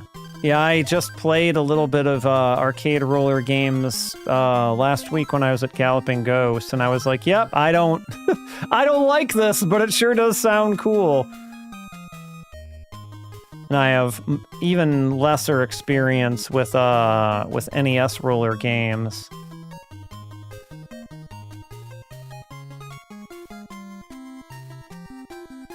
A weird mishmash of roller skating, platformer, and beat 'em up is a good way of describing it.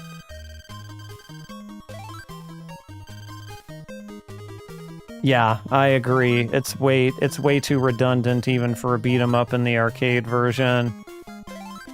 Wonder what year was Roller Games? I wonder when it came out in like the whole beat 'em up cycle. I don't have a good beat on what year it came out. All right, we're trying to get through all this again. I'm gonna make frequent save states just in case this one crashes on us too, but Evil Witch, yes. We know. Yep, she can't just sit back and do nothing. And so she called us here to do all the work for her.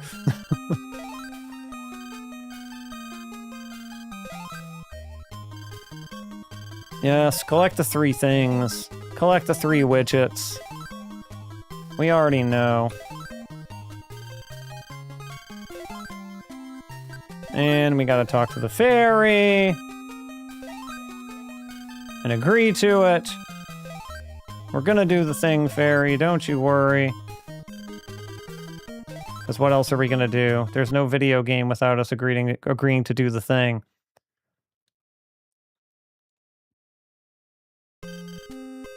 Save state here. And we're gonna move east twice, I believe. Yep.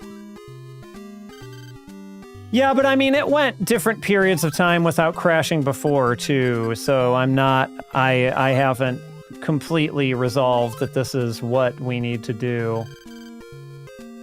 We'll see. I'm still making frequent save states, just in case. And so we gotta talk to this guy, this townsperson who tells us there's a weird harp in Mayor Black's mansion. And then we ask him how to get there. And he tells us to go south and we'll find it. Even though that's not... it's more kind of southeast, but whatever. I'm not gonna split hairs. And we should get out of here because this world isn't safe and blah, blah, blah, blah, blah. All right, we're gonna move south. Here's the moat. And then we're gonna move east. And we're gonna go into the manor.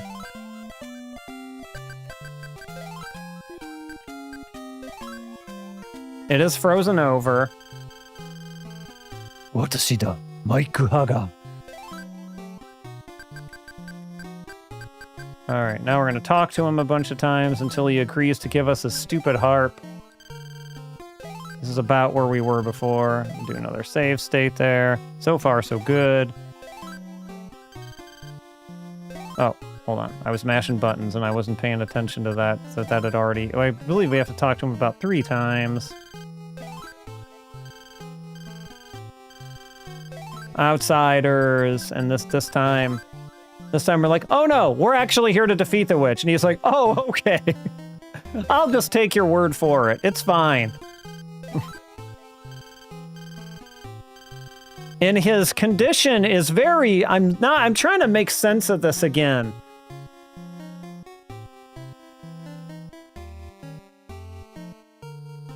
An engraved wine glass and a mouse who has turned large through magic.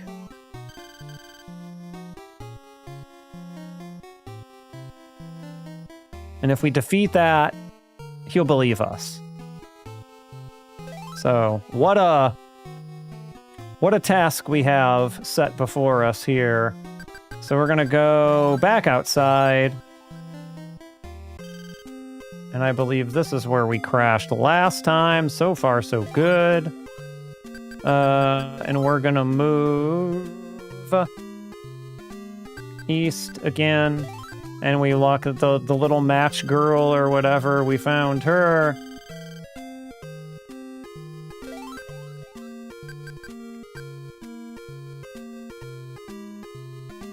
My dryer does the same thing.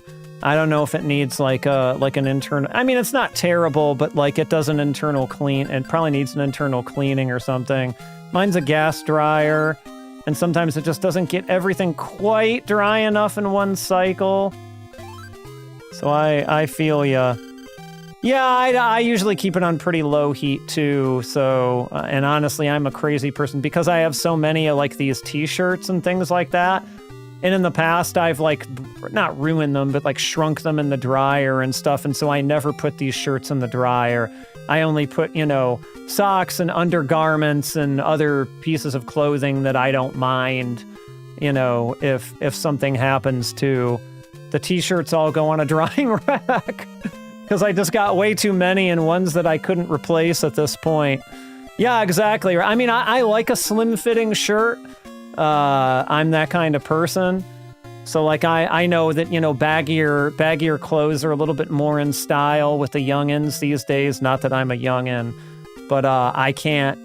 I have to have a certain level of form fit to feel comfortable. That's just been my style for the past decades. All right, so we're talking to the match girl. I can't remember if I already did that or not, so we're going to talk to her again. Machikate, nekate. Okay, so she's trying to get us to buy matches and says, nope, sorry, we don't have any money right now. And so now we are supposed to go talk to Risa. I'll make another save state just to be sure, but I think we might be in the clear here. But we'll see. Let's see. We're talking to Risa, and we have to do that a couple of times. She's cute, isn't she? Oh, look, we get a little face. Risa's like pouty face. It looks like a pouty face over there, and Risa says, "Yeah, she is." I don't know if she was just saying that be agreeable or what. That's what it looked like to me. And see, now she's got a different face, right? She's got like a smiling, happy face. I know, yeah, exactly. You could both be cute. This isn't like a mutually I don't know. Oh, I know why she's cute, because we follow up with, but she's got nothing on you. Like, she loses out to you, and so she says, really? Honto? And so that makes her happy. So to her, it is pie, Chibi UFO.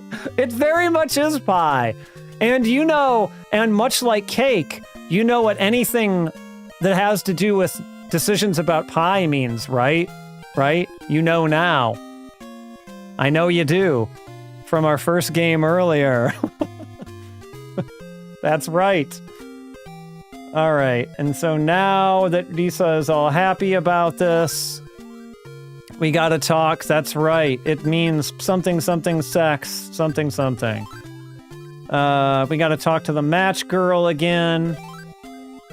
What, is she gonna be angry now? Let's see. Risa no shinguru mo shiri mo. Okay, so hold on. Okay, so she's saying, this is the match girl saying this. I've got Risa's CD single. So buy some matches from me. So she's trying to butter us up to pay her with money that we don't have because she's a fan of Risa's and has her single. Which may or may not be true. We don't know. She hasn't shown it to us. She might just be saying that. And Risa says, oh, thank you, but I don't have any money. They have CDs in this world? Yeah, in a world where there are little matchstick girls, they have CD singles? That seems extremely unlikely. Yeah, they technology? What do you mean? What do you play them in? You're walking around selling matches. You mean to tell me you have a CD player? You got a Discman in that basket? You got a Discman in there? Okay, so Risa says no money. And so now we have to look at Risa, apparently. And if we examine her carefully, she's wearing a pendant around her neck. So what are we gonna trade we're gonna trade the pendant? Oh my god, are we gonna rip the pendant right off of her? Is that really what we're gonna do? Watasu, so hand over. We're gonna hand over. Okay, no, wait, hold on. It must have missed a step. Oh no, we have to talk to the matchstick girl first. That's my bad. So the matchstick girl's gonna be like, I want a pendant! Give me the pendant! Hey, Red Spectra, welcome. We are, we are embarking on Tachibana Risa's fairy tale. And we are currently in a village in another world adjacent to our own, which we are attempting to save from an evil witch. And we are currently talking to the little matchstick girl, and we are probably about to rip a pendant off of Tachibana Risa's neck and trade it for some matches. Does that make any sense?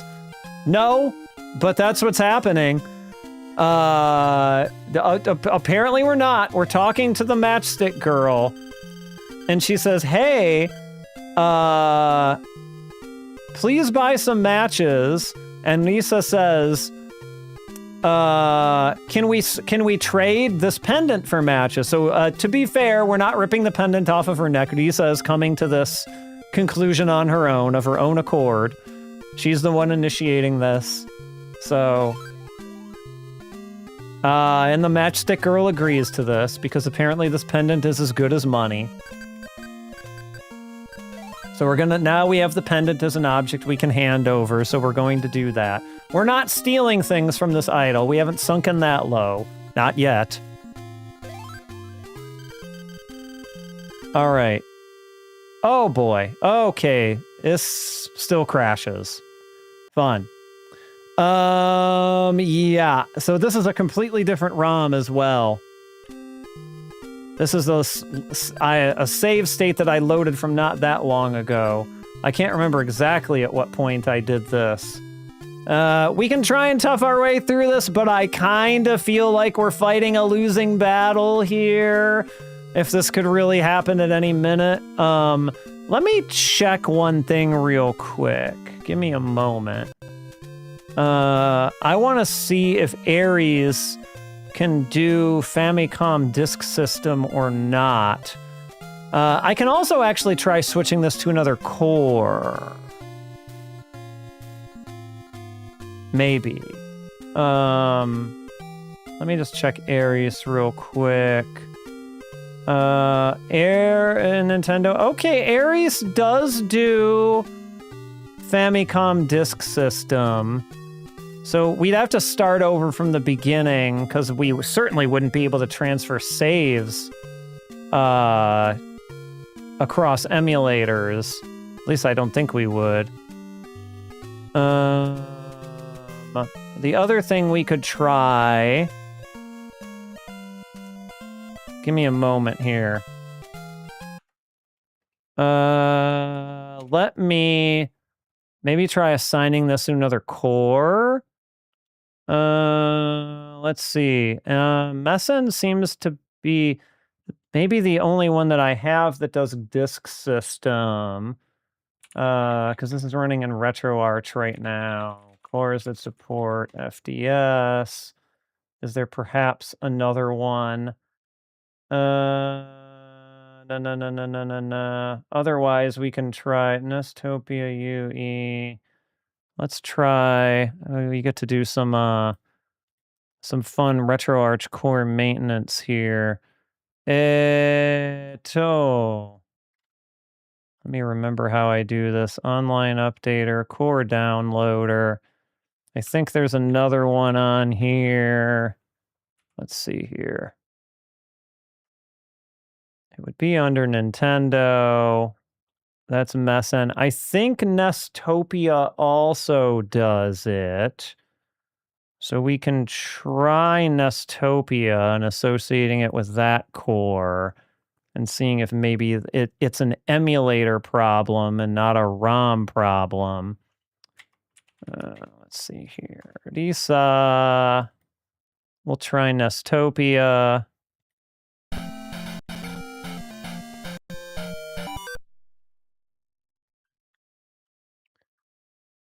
And I wonder...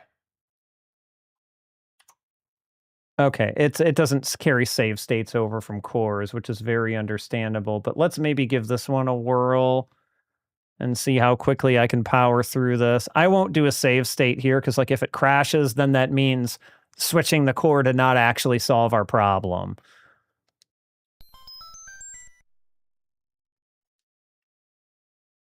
But I am a little curious to see if, because this is a different, I mean, it could have been the same ROM ostensibly, right? Like I have no real way of knowing that without all right, apparently in this core the trigger button is not mapped to flip the disk over.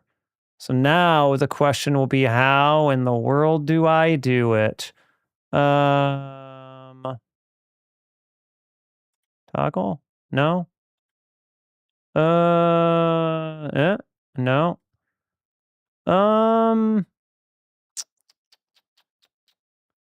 Boy, oh boy.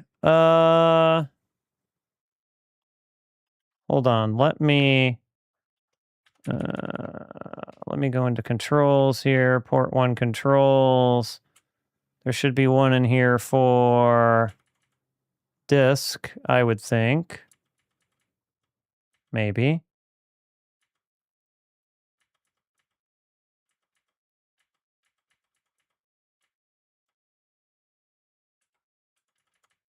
How can we find L1 button?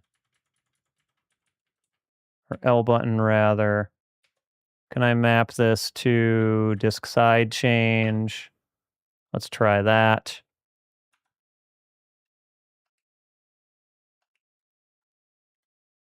Hold on. Let me restart this.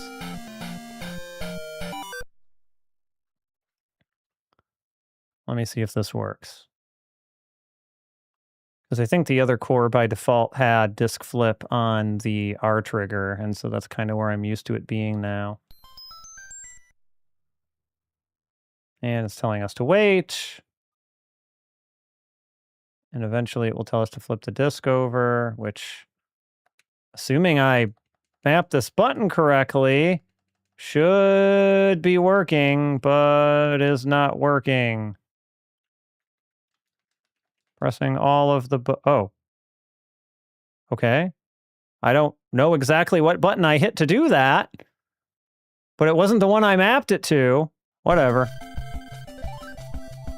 Off we go. One more attempt, and if this one breaks, I think we're gonna call it on this game.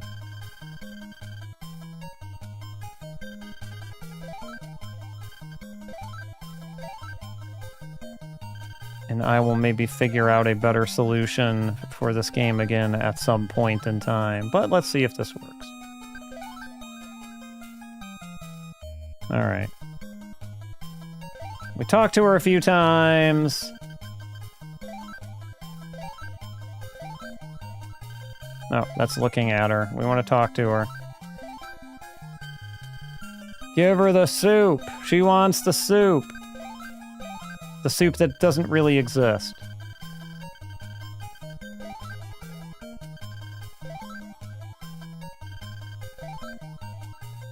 Yep. Now she's awake. And we're gonna enter her name again.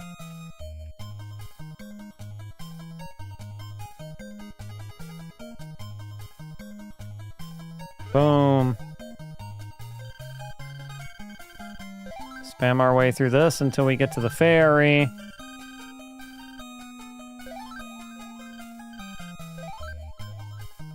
Here comes the ferry.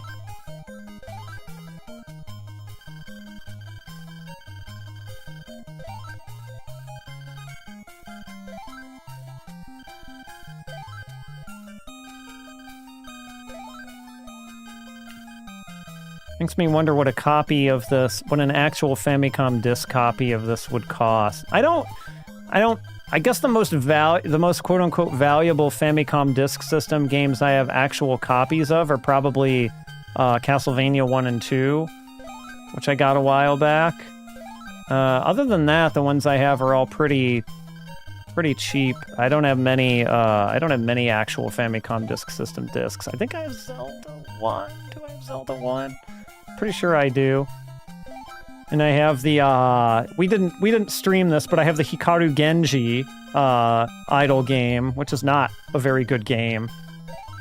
Which is why I chose not to stream it. But I bought it for, the book, and it had some, like, accessories and things like that with it. Like, it had a little compatibility wheel and things like that you could, use to see your test your compatibility with the different members of the group, which is kind of fun.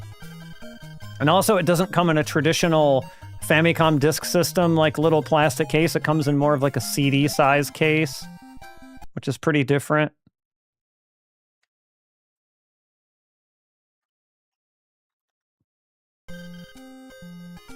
All right, we're back in town. We're gonna move east. We're gonna talk to the Oji-san.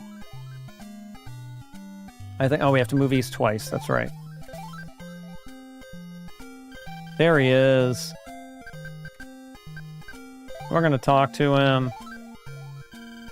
Also twice.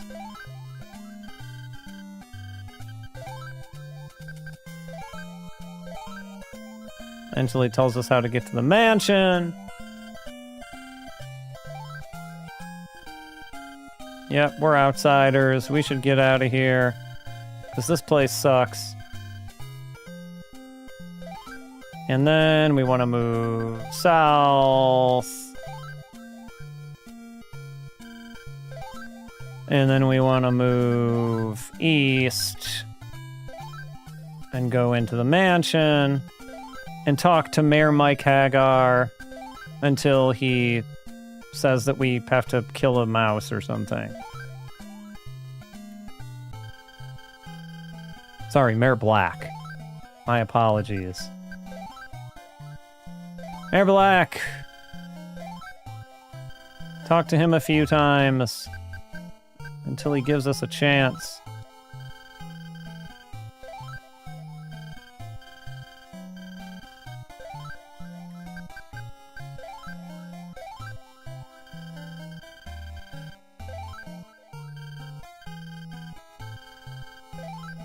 Yes. Giant mouse. Alright. Let's get out of here. At least we're getting back through this at a pretty good clip. And then we go out here and we head east again, because it seems like we always just head east. And we run into the little matchstick girl. I think we have to talk to. There we go. Buy some matches. We ain't got no money. What was after this? It was talk to Risa a couple times. And it's pie, because no one else can be cute.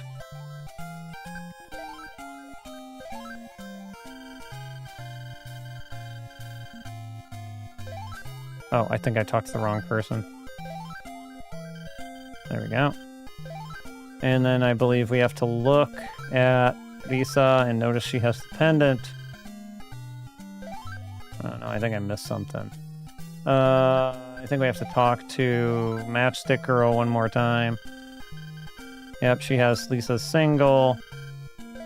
But I ain't got no money. And now we have to look at Risa. And there's the pendant. And we can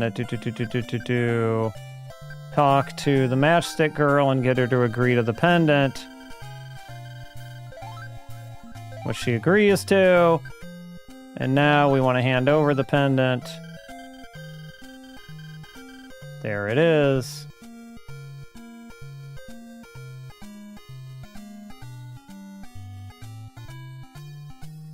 Okay, so now I think we're back to where we were. So we exchanged it for a match. I don't know, I assume it's a book of matches and not a single match? But no, actually, it just says machi. So I think Machibo is a book of matches. So I think it might literally be a single match. This seems like a bad trade. I'm not gonna lie. That seems like a terrible trade. Alright, so we're gonna go east again.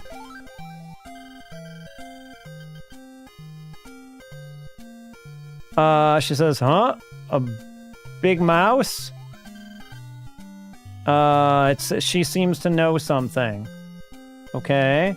So now we have to talk to her to get what she knows about the mouse we're supposed to find and defeat. It's like, do you know anything about the large mouse? It's apparently on the outer east of the town. There's a library, and you can figure it out there. You can research it there. Research where the mouse is in a book. How about you just tell me? How about that? It's not going to be that easy, is it? All right, so now we need to move east twice to get to the library. The library. Yeah, not east twice. Oh, there's another woman there. Apparently, we're just gonna keep moving. Oh. And I'm assuming we probably want to, well, apparently we have to look at the town. This is in front of the library. Okay, so we're good to go. And now we're gonna go into the library.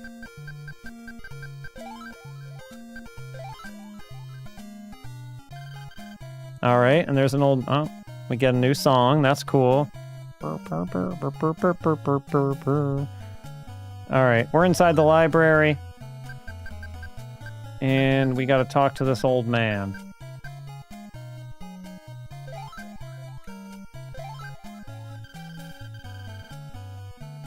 Hello, do you have any books on, hello, do you have any books on large mice? I'd like to check out your best book on large mice, please. I seem to remember reading one a long time ago. Was it here? No, it was there. Here it is, here it is. Okay, so he gave us one book. It's like you know about the three symbols, right? If you use the 3 powers correctly, you can return Konoyo. This world will return to how it previously was.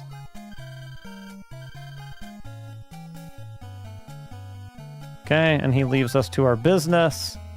And so we're gonna look at this book that we got a couple of times, apparently.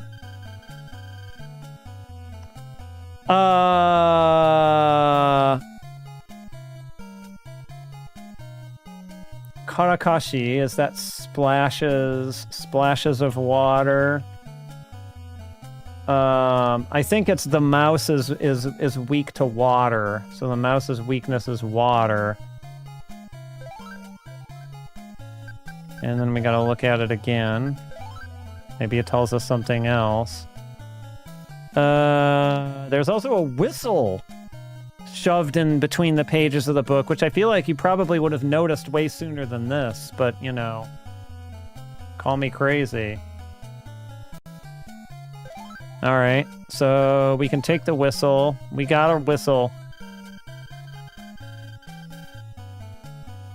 There's nothing else written in here. That's a very brief book. If that is an entire book about large mice, there's barely anything written in that book. That's a 1-pager. So we put it back on the bookshelf, and we're gonna use that whistle. Is it gonna take us to a warp? Okay, it does have its own little song though.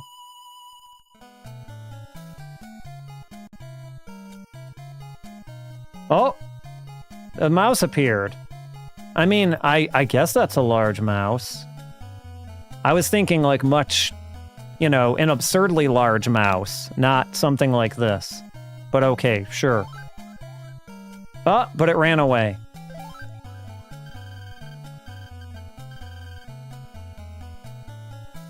Alright, so we've just got to lure it out again, says Risa.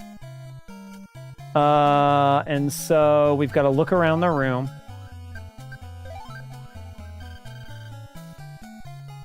It looks like there's another room in here. Another room inside, so I assume we're going to go in there. We're going to enter... Hold on, I'm just scrolling down my thing here. Okay, we're going to go into the inner room. Oh, library within library. Okay, this is the inner library, I suppose. And we're going to take a book.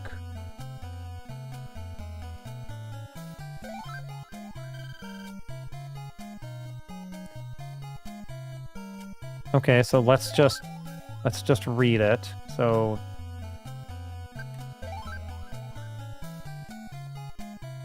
I had some sort of like weird police siren or some sort of like warbly siren passing by outside. Okay, it's like, you're gonna take it? All right, we can take it, but we have to make sure to return it afterward. Alright, so... Nezumi Tori. So it had mouse, like mouse bait? Would that be mouse bait? Nezumi Tori? A mouse trap, of course. Okay, so we're gonna look at the mouse trap.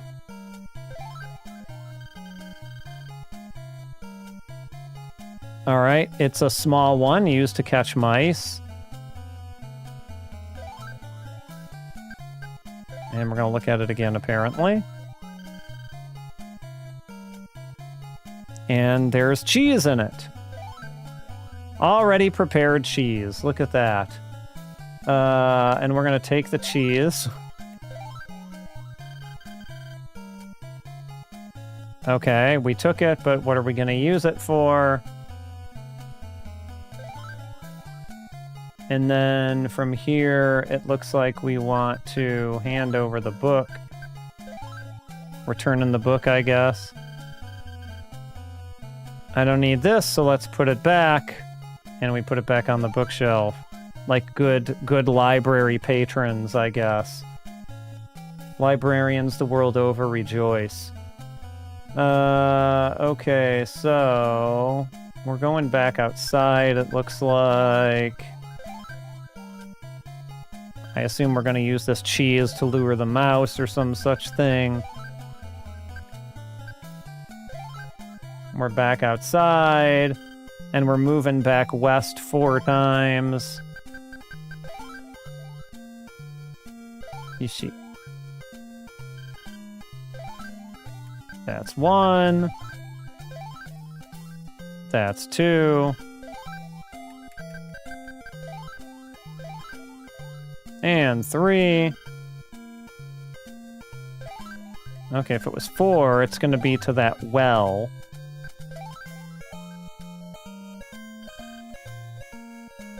Here we are by the well. And we're going to look at the road.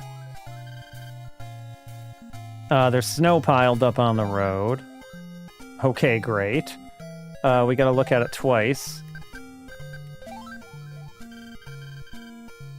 But there are a lot of stones on top of the snow, which I guess is what you're seeing right there. And so we're gonna take a stone.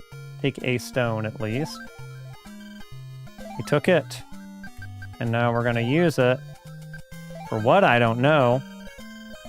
Hey! Okay, so you threw it at the well. And the ice started cracking, understandably.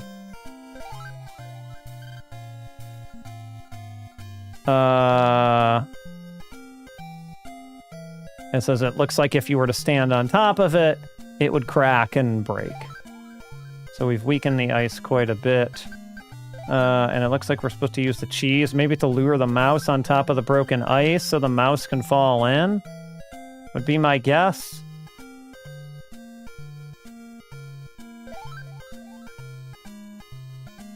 So we use the cheese.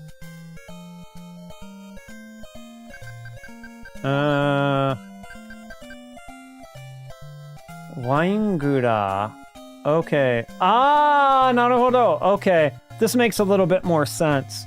Because earlier I thought it was saying like wine glass, because again, all in hiragana, you have really almost no visual context except for the sentence that it's in. But it actually is kura, which becomes gura after I guess.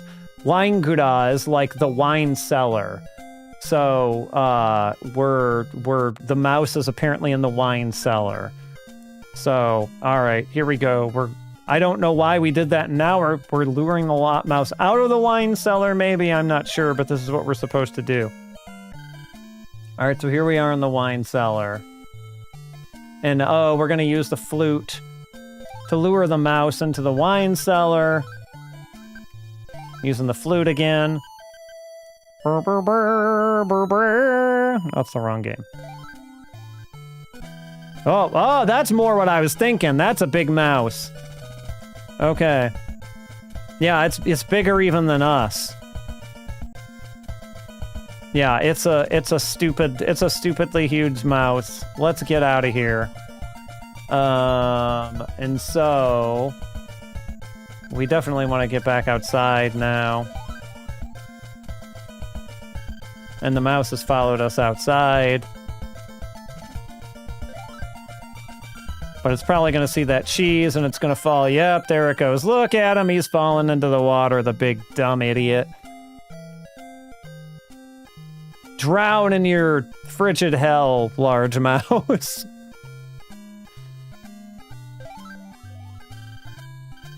We did it. Now the mayor is going to trust us. Just like that. Just because we murdered a large mouse. Alright, so now we gotta move to the east. And we're gonna go back in and probably talk to the mayor again.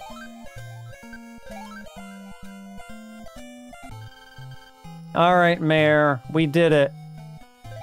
Give us your harp.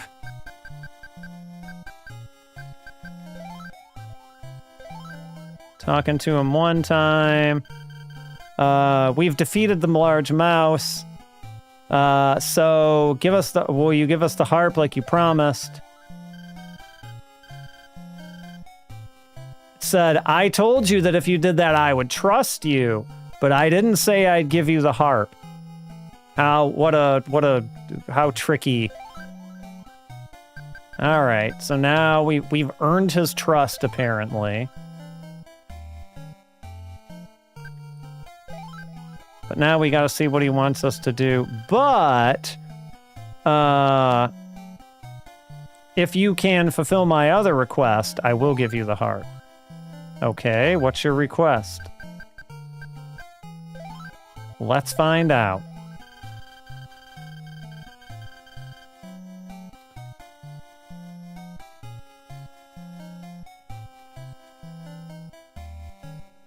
Okay, so he wants us to search for the his daughter, whose whereabouts are currently unknown, because the witch like transformed her. So we got to get her daughter back.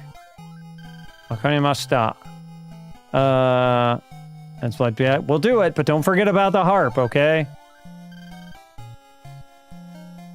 He says, "Yep, the room inside here is Luida's room. His daughter's name is Luida." So now we got to go back into this room. Probably examine it for clues. This is Luida's room. And apparently, in this room, we have to use the flute again. Will this summon another mouse? Nya! Okay, we heard a nya. Is this a cat? You gonna get a cat? All right, we heard a voice say nya, which is definitely the cat sound in Japanese. Okay, and so we gotta look at the bed. Maybe there's a cat under the covers. That is, as I say, as I look over at my cat, who is not under a blanket, but is laying on top of one over there. Let's look at the bed. There's something beneath the bed. Oh, it's a cat. There we go. There's the neko. Kawaii neko ga dete kimashita. Here's a cute cat has appeared. And apparently we're going to pick up the cat, which that cat might not want to be picked up. I wouldn't just pick up a cat. Apropos of nothing, but okay. It's like, come here. And it jumped up into her arms. So, friendly cat. That's good. And I think from here we're going outside. Twice. So apparently we're just taking this cat outside, which I don't know that that's the greatest idea either, but alright, fine. Alright, then we're gonna go east 3 more times. I hope nothing bad is gonna happen to this cat. I am one of those people who would like, you can show me a movie where any amount of people are hurt in extremely brutal ways, but as soon as you introduce an animal being hurt into it, I'm out. Can't do it. I don't think this game would do such a thing, but let's see. And so we're talking to the little matchstick girl. Yep, it's the guy from earlier. Let's ask her. Ask her what? I don't know, but let's see. Oh, that Luida. Like, do you know Luida? Which is, again, the mayor's daughter. I feel like the mayor's daughter is Jessica. Luida. Yep. It's like, oh, are you looking for Luida? Yes, we are.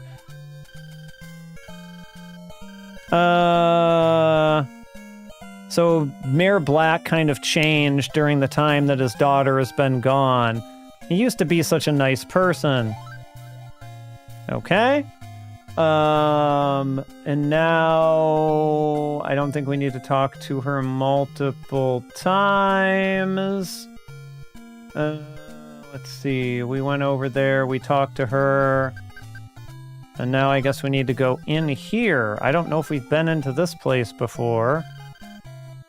Oh no, this is just the library? Okay, it's just the library again.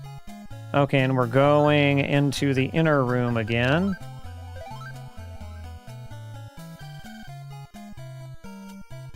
And we're taking a look around the room. Yep, there's a lot of books in here. There sure are.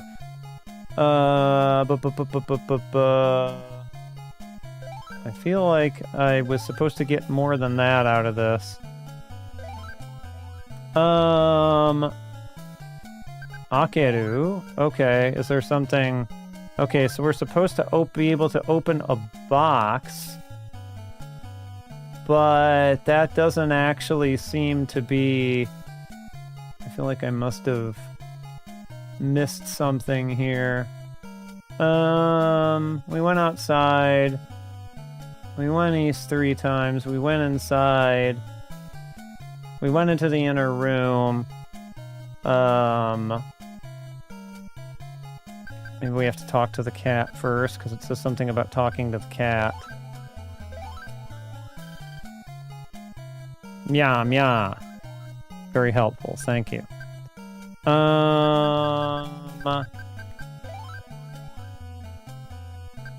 Look at the cat.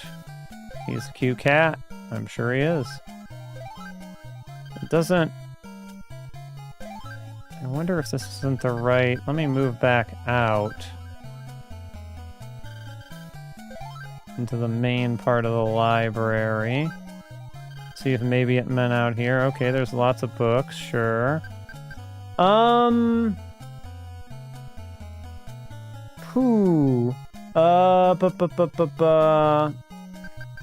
on. I feel like I'm gonna try one thing here real quick.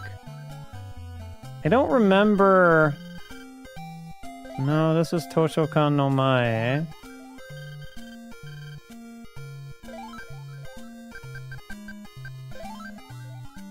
I can keep moving east.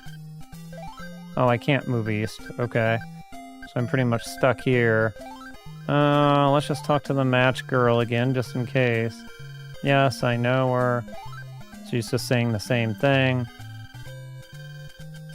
The mayor's changed. So on and so forth. I'm trying to think of what else I can try here.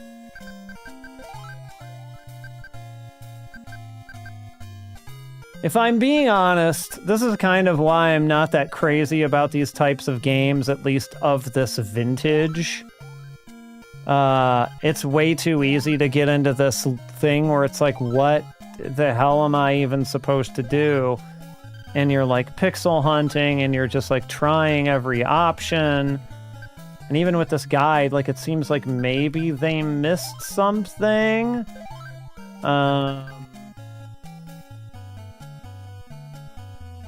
I'm just kind of looking to make sure I didn't mess up here. But it doesn't seem like I did. I'm not exactly sure why I'm not able to, like, find this box that they're talking about.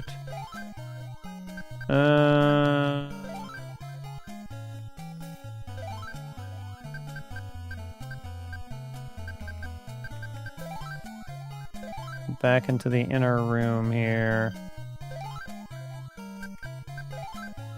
Let's try taking the book again.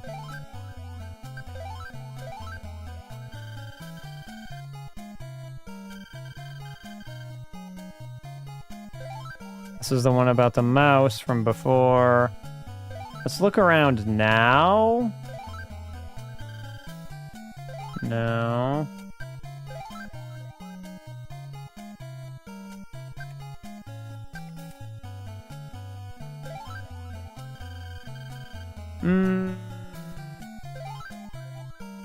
Boy, oh boy.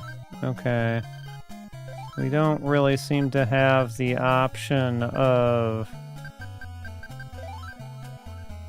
anything to do with a box in here.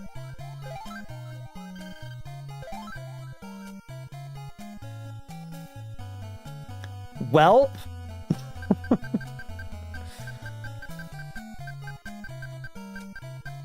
I do not know. And yet we can't take the mouse thing again, so... you know what? I hate to say it, but I think our adventure with Risa might end here for the evening. But that doesn't necessarily mean we're done. Because, like always, we got stuff to look at. And by stuff, I really mean magazines.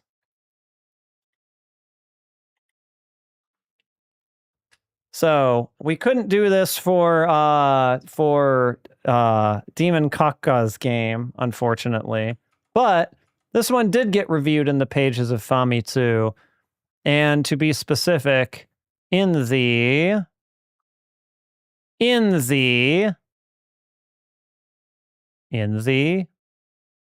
mouse over, why aren't you working?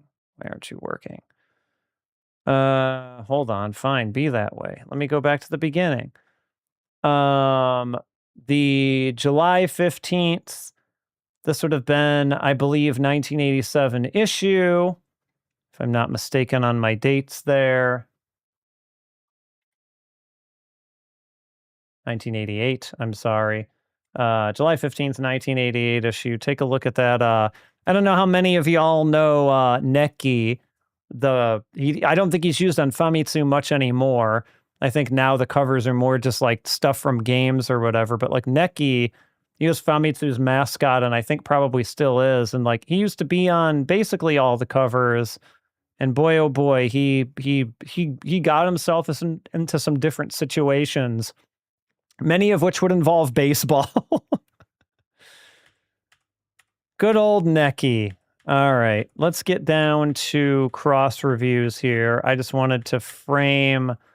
All right, and so actually, as it just so happens, our game in question here is number 1 on the cross review list for this issue. 3,500 yen by Konami. It was a discard. It's now on sale. So it was at the time of the publishing of this issue, since it came out in June. And I mean, it got pretty okay scores, I feel like, for what it is. A 6, 6, 7, and a 6. I didn't pull the issue where they reviewed Nakayama Miho up to compare it. But I think Nakayama Miho may have gotten slightly higher scores than this. If nothing else, based purely on the fact that she was, popular as heck at the time. But let's take a look at a couple of these like we usually do. We'll take a look. We love seeing what Taco X has to say about games, right? So we might as well check out Taco X here and see what his opinions are. Yeah, we're gonna. Since this one's first, I decided to cover this one too. We'll scroll down through the list of games. This early in Famitsu, there aren't going to be a ton in this issue, but yeah, Jarinko Chie, which I am very unfamiliar with what this game is. Is this based on like a property or something? I can't identify that at a glance. I know that Maison Ikoku is indeed based on a property, because that is a Rumiko Takahashi manga, which that's one of those series I've always meant to get a little bit more into. I think back in the day I had one of the VHS tapes, but I don't think I ever made it past the first volume, not because of lack of interest, but just because of those things were expensive. They cost a lot of money. It was like $30 for a VHS tape or more in some cases. It's crazy. But it looks like Maison Ikoku maybe scored a little bit higher than Risa did here. So, and in aggregate, oh yeah, actually Jarinko Chie got exactly the same scores too. From Suncoast Video, you got it. You know it. A fellow, maybe a fellow person who experienced that, or at least a person who's heard me talk about it before, one or the other. I gave Suncoast Video a lot of my money back in the day when I did not have much of it. Excuse me. Let's see here. So let me see. I'm just reading this whole sentence to get the context here. Okay.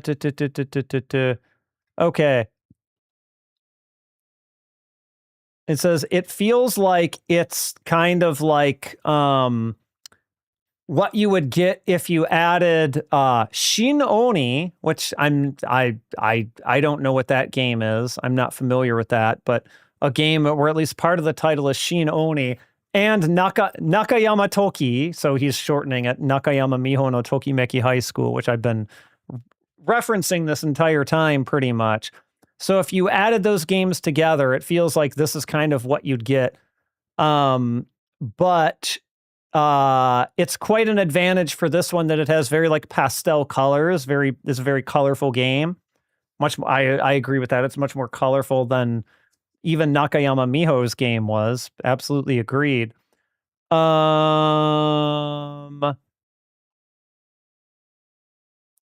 Oh, interesting. So maybe we didn't get this far in the game, but he seems to be alluding to the fact that maybe this game also had the idea of calling phone numbers to get hints. That may have been a thing, and we may have just not gotten to it before we sort of lost our way. But he says, but I kind of feel like the idea of getting hints through telephone numbers is, it's been done, because it had been done. It had been done in Nakayama Miho's game, right? That was like its big claim to fame. So I guess Konami was maybe jumping on that trend in more ways than one, right? Like not only were they making a similar type of adventure game based on an idol, but they were also ripping off the idea of the phone calls, which is, come on, Konami. I mean, you can chase trends and all that, but that's a little bit much, don't you think? Let's see here.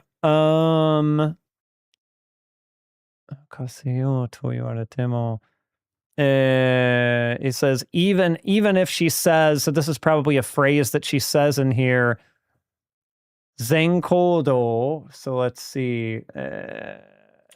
Zenkodo. What? Hold on.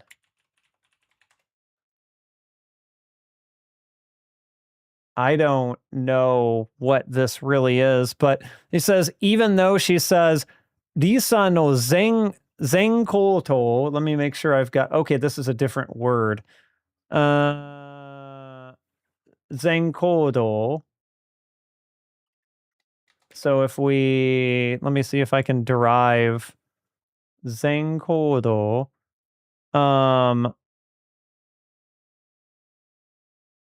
I think she's saying, like, I'm leaving, even if she says on the recording, I'm leaving all of, Risa's movements up to you because you're walking around with her in the game. She says, it's still a little bit too much for me. So the phone things weren't working on Taco X, basically. He wasn't falling for it. But he does say that I like that, all of the dialogue has a little bit more of a carefree tone to it, a little bit more of a fun tone to it. So he obviously didn't hate it. He gave it a 6. Let's see what Morishita Mariko, who as I recall, quite liked the Nakayama Miho game, has to say about this, and then we'll go and take a look at some of these other games that they're talking about in the magazine here. So of course the character that's based on popular idol Tachibana Risa. this is a game that's based on that character, and of course features her songs and you know, her movement, I guess, you know, partially controlling her as a character. Let's see here. I mean, yeah, and so she's like, but you're not just staring at a screen, you're also being given hints from the telephone calls and from songs, which I think maybe had something to do with her tie-in song, and that is very fun. Even if you're not a fan of Risa-chan, which I guess I will say, because of the fantastical world setting of this whole thing, like, you almost don't need to be too invested in who Tachibana Risa is in this case, right? It's more of a game you can just kind of play for its own merits, whereas I feel like the Nakayama Miho game, like, I don't know, maybe it behooved you a little more to be into her or something, but maybe that's not even true, because that game had its own story and its own kind of wacky characters, even without needing to know or care who Nakayama Miho was. But the story of the Nakayama Miho game revolved around like her identity being leaked and things like this. Whereas this one, it establishes who Tachibana Risa is at the beginning, but then the game almost just doesn't care because you're in like fantasy land, right? So I guess in that way you can say this game exists a little bit more independent of the idol who is sort of behind it. So your mileage may vary. I personally think the Nakayama Miho game is a little bit more novel of an idea, but maybe I just need to get a little bit further in this one, which we're not doing tonight. But what else do we have? We got some more games here, some of which you will, a lot of which I think you will recognize. Best Play Pro Yaku, which is a baseball game from ASCII. Certainly not on anything in the level of the Moedo Pro Yaku series or anything like that, I would assume. Though, I mean, it did get 7788, so like, I don't know. Maybe this is just the golden age of Famicom baseball games. Mito Komon 2. I know very little about this, but I know what Mito Komon is. I've seen an episode or two of it. It's a maybe the longest running Taiga drama. Taiga drama meaning like the period piece dramas. So like the Edo period or something like that, right? Like historical period dramas. It's just, it might still be going. I'm not 100% sure, but it is very, very long running. And apparently this is the second Mito Komon game on the Famicom from Sunsoft. So there's that. And you've got the Famicom version of Maniac Mansion. Everybody, well, maybe not everybody, but a lot of people played that NES version of Maniac Mansion. I'm no expert, but my understanding is the Famicom version is different even from the NES version. I think I heard about this on an episode of Retronauts years and years ago. I'm no Maniac Mansion super fan, but I do recall something about the Famicom version being even different in some way or another. And it also, again, everything got pretty all right scores, like Mito Komon, a licensed game, probably all sixes is not really that surprising.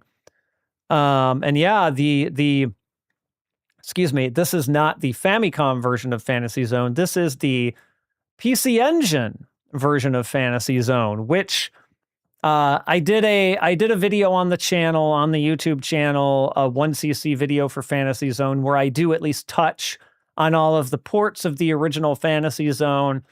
And I will say, between the Master System, the Famicom, and the PC Engine HuCard version, the PC Engine HuCard version is probably the closest to the arcade version. It at least tried to play it pretty close to the arcade version. That Famicom version and the Master System version are interesting and maybe even good in their own way, but they try different things. Like, they add new bosses. The Famicom one, I don't think adds new bosses. It's just kind of messed up the way it plays. Like, I did not particularly there are people who think that the NES version of that game is easier, and I just don't agree with that. Maybe it's because I'm fairly well practiced in the arcade version, but I had the easiest time translating like my arcade experience to this PC Engine version. And like it got scores to reflect it, I would say. It got really good scores here, 7887. Maniac Mansion on the Famicom uses passwords and was the first NES port. Okay, so the Famicom version came before the NES version is what you're saying, I think. That very well could be the case. I've never played the Famicom version of Maniac Mansion, but I played the NES version on a rental a long time ago. And yeah, these are the earlier days of Famitsu. So like the cross review section is not gigantic like it would be in later issues, but I mean, as you can see, like Fantasy Zone on the PC Engine got far and away the best scores. And like, look at the price too, right? Like not counting Tachibana Risa, which was a Famicom Disk System game, which were known for being priced lower at 3,500 yen. Look at, you've got, 50, these are Famicom cartridges. This one has a backup battery. So maybe that's why it's 5,900 yen. So you got 5,800 yen, 5,900 yen, 5,800, 5,300, 5,500, all in kind of that same range. And then you've got the HuCard version of Fantasy Zone at a bargain at 4,900 yen. Not quite the cheap price of a Famicom Disk System game, but really what is, right? Those discs, they were giving them away. You know what? We got a little bit of time. Let's take a look at we haven't done this often. We've mostly stuck to the cross review sections, but let's skim through here and maybe take a look at some of the other stuff in this issue to see if we can find anything interesting. I mean, the cross reviews, as you can see, were pretty. They only wrote a few sentences about each thing and gave it a score, right? And they have kind of these software impressions that are the more hands-on impressions that are like talking about the game a little bit more versus just like a blurb and scoring it. So you have our best play Pro Yaku being discussed in a little bit more detail here, which I don't really think we need to go into all that. There's Risa no Yousei Densetsu.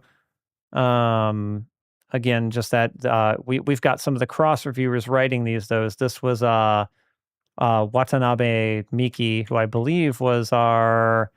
Oh, that's Morishita Mariko. Okay, Watanabe Miki would be a reviewer either before or after this, but it looks like maybe the people who cross review it don't write these, and maybe they kind of switch off or something. That's an interesting idea. You got Super Real Baseball. Lots of these were just the days for baseball games on the Famicom, weren't they? Super Real Baseball.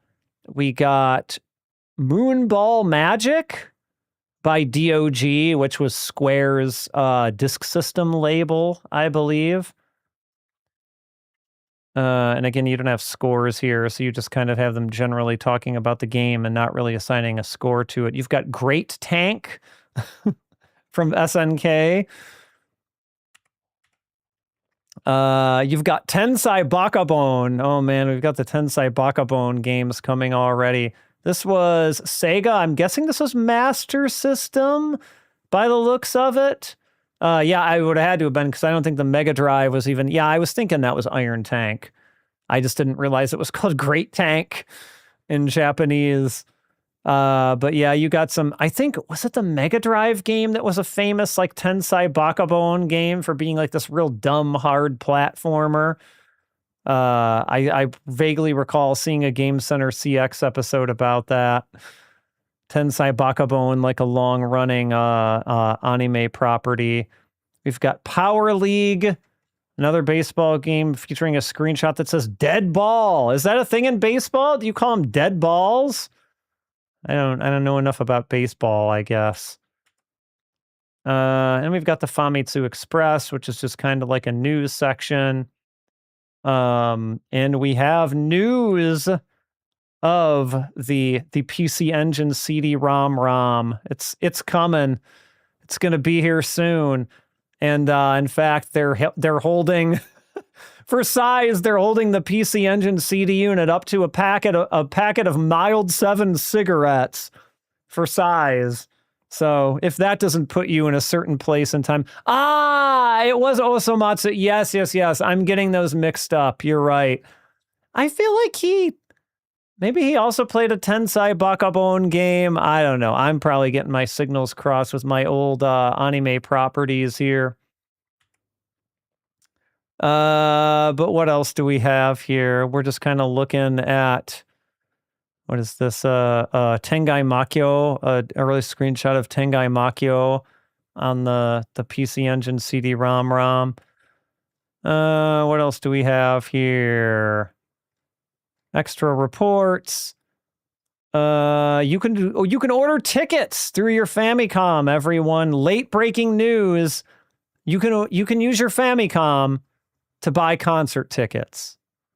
It's finally here. The future has arrived. So plug that Famicom into your modem. It still works, I promise. And buy those concert tickets and trade those stocks and all the other things you could do with a Famicom modem. Yeah, he did play a Tensai Bakabon game on the show. I thought I remember that. He probably played both. I've watched so many episodes of Game Center CX, I can't even keep track of all of them anymore. I'd have to go and look at the episode list, but there's a non-zero chance that he's played both at this point. What else do we have? Oh, here we go. Here's a real baseball game, Moedo Pro Yaku. Was Moedo Pro Yaku the one that was bases loaded? Am I off base? I didn't think that was a Famista. I think the Famista, I've already forgotten my history of Famicom baseball games. The Famicom modem was used for horse racing betting until 2010? It was active until 2010? Is that real? I can't believe they maintained that service until 2010. That's insanity. Yeah, I was gonna say that didn't actually look like the designs of Tengai Makyo that I knew, so it was probably early screenshots. But anyway, you can play full games on this. You can play a game from the start. Gameをスタートして、you start a game プレイボールが koru sareru made, so from play ball right until the game's called. And it's talking about all the other things you can do. You can do member changes. You can do order changes. All the things that you would associate in a baseball game. More stuff about baseball games. Look at this. Wait, hold on. Biorhythm de senshu no choshi ga wakaru. So you can tell a player's status, like a condition from their biorhythms. So maybe from like their bodily behavior. All the latest technology finding its way into baseball games. And I'm not gonna go. This is like rosters and things like this. Here's Maison Ikoku. And this is kind of an adventure type game too, as you might imagine. A lot of anime games at the time were. Look at that. That's a pretty nice looking game, I'd say. Very like detailed close-up sprite drawings of these characters. I like it. It's a fine looking game. What else do we have here? Let's see. We got what is this? Sangokushi. So our wonderful, for all our strategy heads here, this would be like a Romance of the Three Kingdoms. Yep, we got Meisani Koku. I've never played that Meisani Koku game, actually. I feel like I'd want to know a little bit. I'd maybe want to watch some of the show or read some of the manga first before I did that, so I was a little bit more informed. I am not really into these types of games, the Sangokushis of the world. So forgive me for skipping through all this. Like that is a path to boredom for me. Super Pinball. It's from Coconuts, Japan. It sure is a pinball game on your Famicom, and apparently you can play Mahjong as a bonus mode. So like all the hot things. So you do have like a car there above the pinball flippers, which is kind of interesting. It's a fun idea. I guess video pin. I've also never been much of a video pinball person. Like I like the real classics. Like I like a Devil's Crush or an Alien Crush or something like that. But I'm not too into like, here's a basic pinball table that doesn't look like it's been taken over by H.R. Giger. You got to give me some kind of a hook. What do we got here? Oh yeah, Hitora no Fukatsu. Top Secret. It's Bionic Commando. Bionic Commando in the NES. Which was from the series called Top Secret. So there's the what I think most people would agree is the superior version of Bionic Commando over the arcade version. And we got like the the old maps, the way they did the maps by like chaining the screenshots together, right? Yo, ha, ho, ya, ta, ooh, oh. So, like, I guess he's supposed to be, like, him grappling, hooking his way through this. That's fun. Stop the progress of Albatross Project.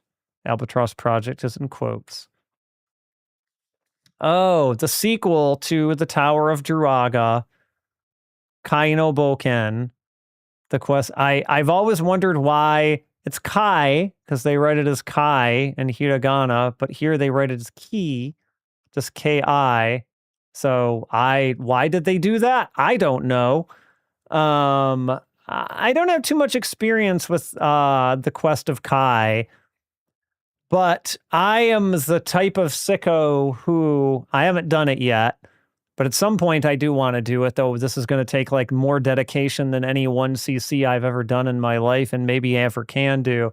I really want to learn Druaga. I really want to learn Tower of Druaga. But you have to memorize so much, because you have to do all these crazy things to make, keys and doors appear and things like that. But I would like to do it one day, theoretically, and then maybe sequels will come after that.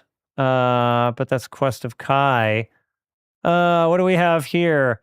Taiyo no Shinden Azteca 2.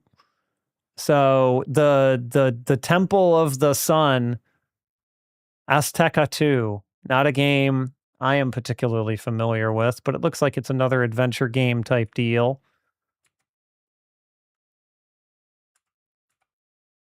What do we got here?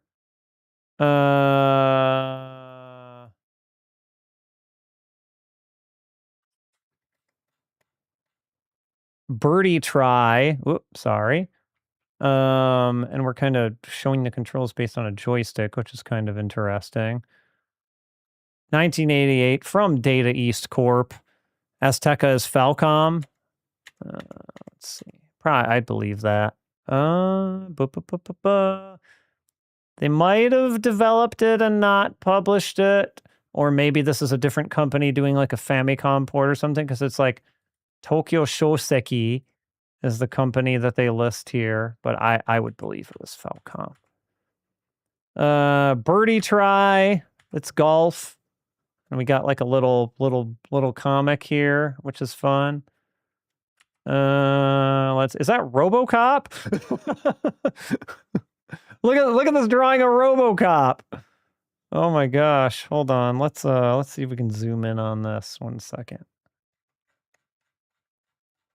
Look at this RoboCop. Look at RoboCop. Oh, I love it. He's got he's wearing like metallic lipstick or something. Oh my gosh. So I think they're talking about the AM show. So they're probably talking about the RoboCop a license from Ocean Software. No, this might not be the arcade game. This might be the NES Famicom game in that case. If they're talking about Ocean Software, because Data East was as far as I know, had nothing to do with Ocean Software on the arcade game, but I could be wrong about that. I thought that was all Data East. What do we got here? Oh, we got like a pinball machine breakdown here. So Famitsu did a little bit on the pinball side, which is surprising. We got I don't know exactly what pinball title this is, but it seems to be like White House themed or like American government themed or something. The kick out hole. Is that pinball terminology? The kick out hole? Like we got some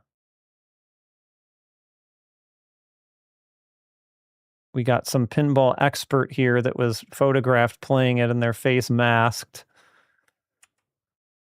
Secret Service. Okay, the machine is called Secret Service. Any pinball heads here familiar with Data East's Secret Service pinball table? I'm not. It's a neat looking marquee, I will say that. With someone sitting on the pinball table, which seems ill-advised. I don't think you should probably be doing that. That's like stand pinball style, abnormal pinball styles. That's like what? Like humping the machine or something. I don't think you can reasonably play pinball like that, and I really don't think you should play pinball like that at all. That seems bad for everyone involved. Here's the Fantasy Zone PC engine. Looks like we're probably going to get some better screenshots here. I mean, it obviously looks a little bit different from the arcade game. Maybe I'll do some of the Fantasy Zone ports one of these days. But like this one feels reasonably okay. I remember being like, oh yeah, they're the closest. They got the closest. I mean, it's HuCard and it's not CD, so they didn't capture, the fidelity exactly. But they got the feeling right, whereas the other two, I'm not sure that they really got it as right. Masters Club system. So this looks like it's their Master System section. We've got Megumi Rescue here, aka the game. How would you describe this game? This is the one where you were like, people were like jumping from a burning building, and you were like your guys like controlling.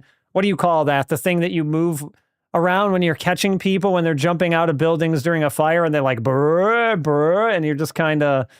You're moving around, like keeping them going until they can be rescued. You can kind of get a little bit better of a picture of it there. I do not own Megumi Rescue, but I've definitely played it at some various shows and things like that. Let's see here. We got more Megumi Rescue. What do we got here? Oh, MSX Desio. 88. So we're our little MSX column. Solitaire Royale, which you can probably tell what this is all about, right? Let's see. It's a solitaire game. And it's like, this is just looks like an editorial. It's like these are the kind of games I want to play. Great. Oh, that's an ad. All right. Moving on. What is this? Is this Rainbow? Is this like Rainbow Island or something? Rainbow. Yeah, Rainbow Islands. Yep, it's a heck of a way to advertise for that game. This would have been what? Was this a specific port that they were advertising for? I mean, Taito's credited on there, obviously. Oh, it's the Famicom version. It's the Famicom port of Rainbow Islands. And Baseball Kid. Let's zoom out a tiny bit here so I can get a little bit of a better look at this. We've got... What is this? Something stadium. Hurricane Stadium. It's not Hurricane. Kyokyu. Oh, Harikiri. Sorry, Harikiri Stadium. That's also a baseball game that I don't know. What else we got here? Something. Gyuambura. From Asmic. This is Mito. I think this is Mito Komon 2 again. Yes, an ad for Mito Komon 2. Probably making it out to be much more fun than it actually is. Oh, Gojira ka. Yeah, it's Godzilla, and he's coming to you on a bare cartridge board, apparently.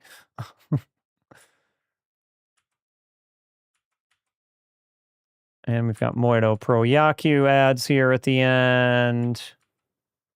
As we're... Oh, this is not the end. This is not even close to the end. We've got our kind of like big old black and white section, which I'll... A lot of these are ads and what have you. Okay, we'll more kind of go highlights here. What do we got? What do we got? SRB de hitakuso kara yari naoshi. SRB. Oh, super real. Oh, we're like taking some... We're taking some shots here. So this man, okay, this man, whoever he is saying a super real baseball was such shit that we redid it. Is that difficult? Like, is that difficult to hear? Oh wait. No, sorry, I got that wrong. Super real baseball. So you are so bad at super real baseball that this is a do-over. Is that difficult to hear? So now, yeah, Super Real Baseball 88. So that's... I was going to say it would be very un-Japanese like for them to be attacking their own product or someone else's product as being bad. We got Rockman 2. Who's heard of that game? I don't know. I sure haven't. I don't know what this is.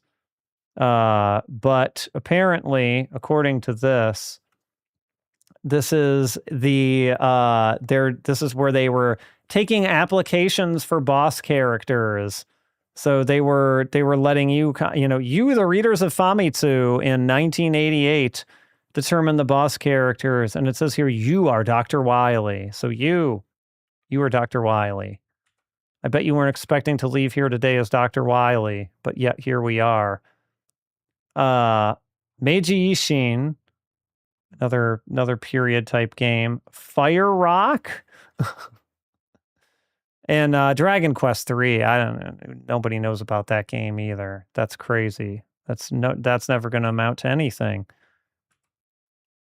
And of course, we already had Dragon Quest 1 and 2 by this point. So we were looking forward to 3. That's Nobunaga. Nobunaga and his ambition. It never quite goes away, does it? Let's see. Anything else we want to highlight here real quick as I kind of just quickly scroll through this. We had lots of... They were definitely trying to attract a certain, set of readers too with, having interviews with popular women celebrities of the day and taking photos of them with games and things like this. So this was a pretty common ploy in Famitsu back in the day, and like giving away signed things from them and whatnot. Yeah, happy 40th birthday, Dragon Quest. It's gotten up there. Can't believe it's been 40 years. Insanity. I played, probably for many of you it was the same, but I, of course, played Dragon Warrior. Not immediately when Nintendo Power was giving it away, but I think I got a copy of Dragon Warrior for a song from a yard sale or something. My mom used to do a lot of yard sailing. Oh, by the way, for folks who don't know, they used to kind of do Famitsu bucks. They'd give away, yeah, here we go. Gavas is what they were called. So they would give you a certain amount of Gavas with every issue of Famitsu, in sort of like Kool-Aid points or Coke points or Pepsi points or whatever. You could theoretically save up an insane amount of them and buy game hardware, right? Like you could buy like a PC Engine for 16,500 Gavas, and like you're in your average issue. Like, let's just take a look at this issue, right? We've got what? We've got 5, 10, 11, 12, 13, 14, 15, 16, 16 gavas. And I guess we have more here. Well, actually, this says gavas, but these are Famitsu. Okay, this is all one gavas. Oh no, 16 here, and then similarly another 16 here. So like, how long would it take you to get up to 16,500 gavas to buy a PC engine? Like an insanely long amount of time, right? You could buy a Famicom disk system for less. You could buy a Master System. You could buy a Sony Walkman. You could buy a Famicom. You could buy like a remote control car, an ASCII stick with turbo on it, probably for the 3 buttons. Maybe not for the, yeah, I don't know. For some platform or another, it doesn't actually say the platform. You could buy the Famicom 3D headset. You could buy another ASCII stick with 2 buttons. So maybe this is the Famicom one. I'm not sure. They announced Dragon Quest 12, but the classic style was replaced with a more mature style. Yeah. Has there been any... I mean, do we have anything more than a logo for 12? Like, did it... I haven't been keeping up on my announcements lately. Combo Breaker kind of screwed up my social media checking. Like, did they actually show anything more from 12? Or is it still just like, it's 12 and it's going to be mature? Like, the last one I saw was, we were kind of just there and we hadn't really made it past there. You can get perhaps a selection of cartridge softs for 2,900 gavas. You can get like what would this be? Sudentaku. Oh, an electric calculator, Famitsu calculator. That'd be interesting to have. I wonder if you can still get those on auctions and whatnot. You can, of course, get FDS games. You can get a Famitsu t-shirt, a Famitsu pen case, which, you know, is one of the cheaper things on here. A shikishi, kind of like of Besh-kun, who is one of the early cover people before Neki. You can get a can badge and things like this. So all the things you could win with your Famitsu bucks. Look at that. There's our gavas.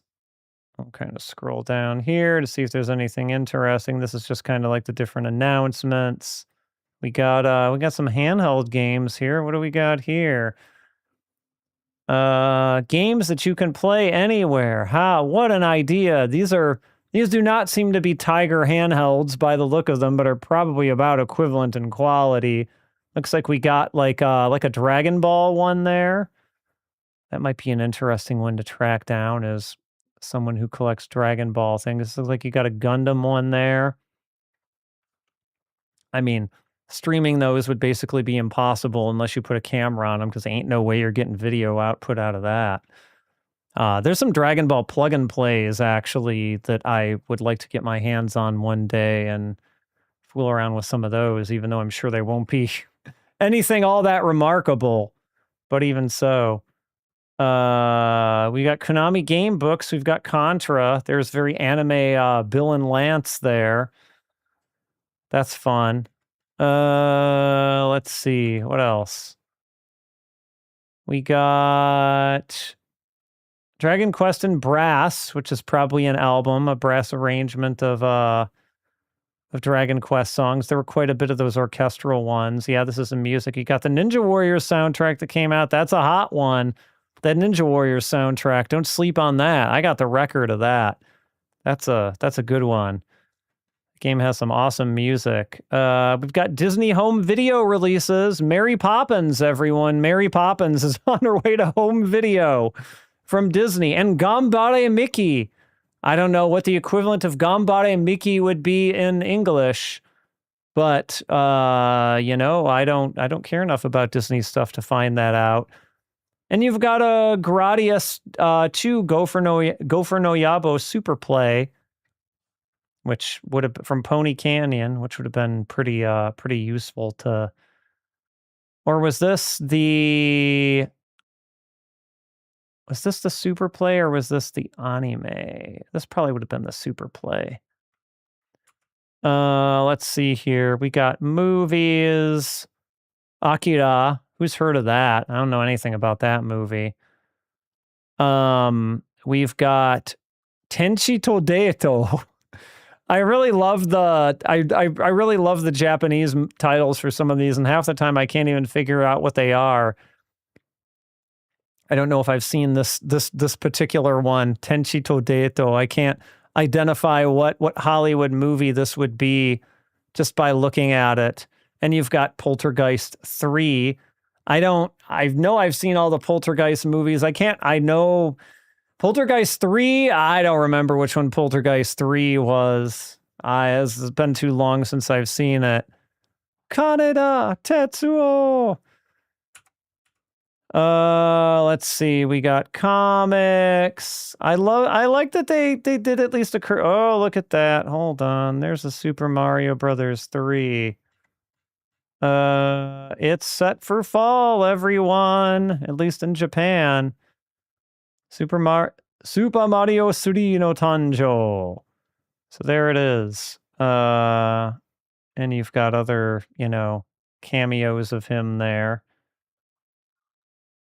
They call him Mario Dai Sensei as he's appearing in the Punch-Out screenshot there.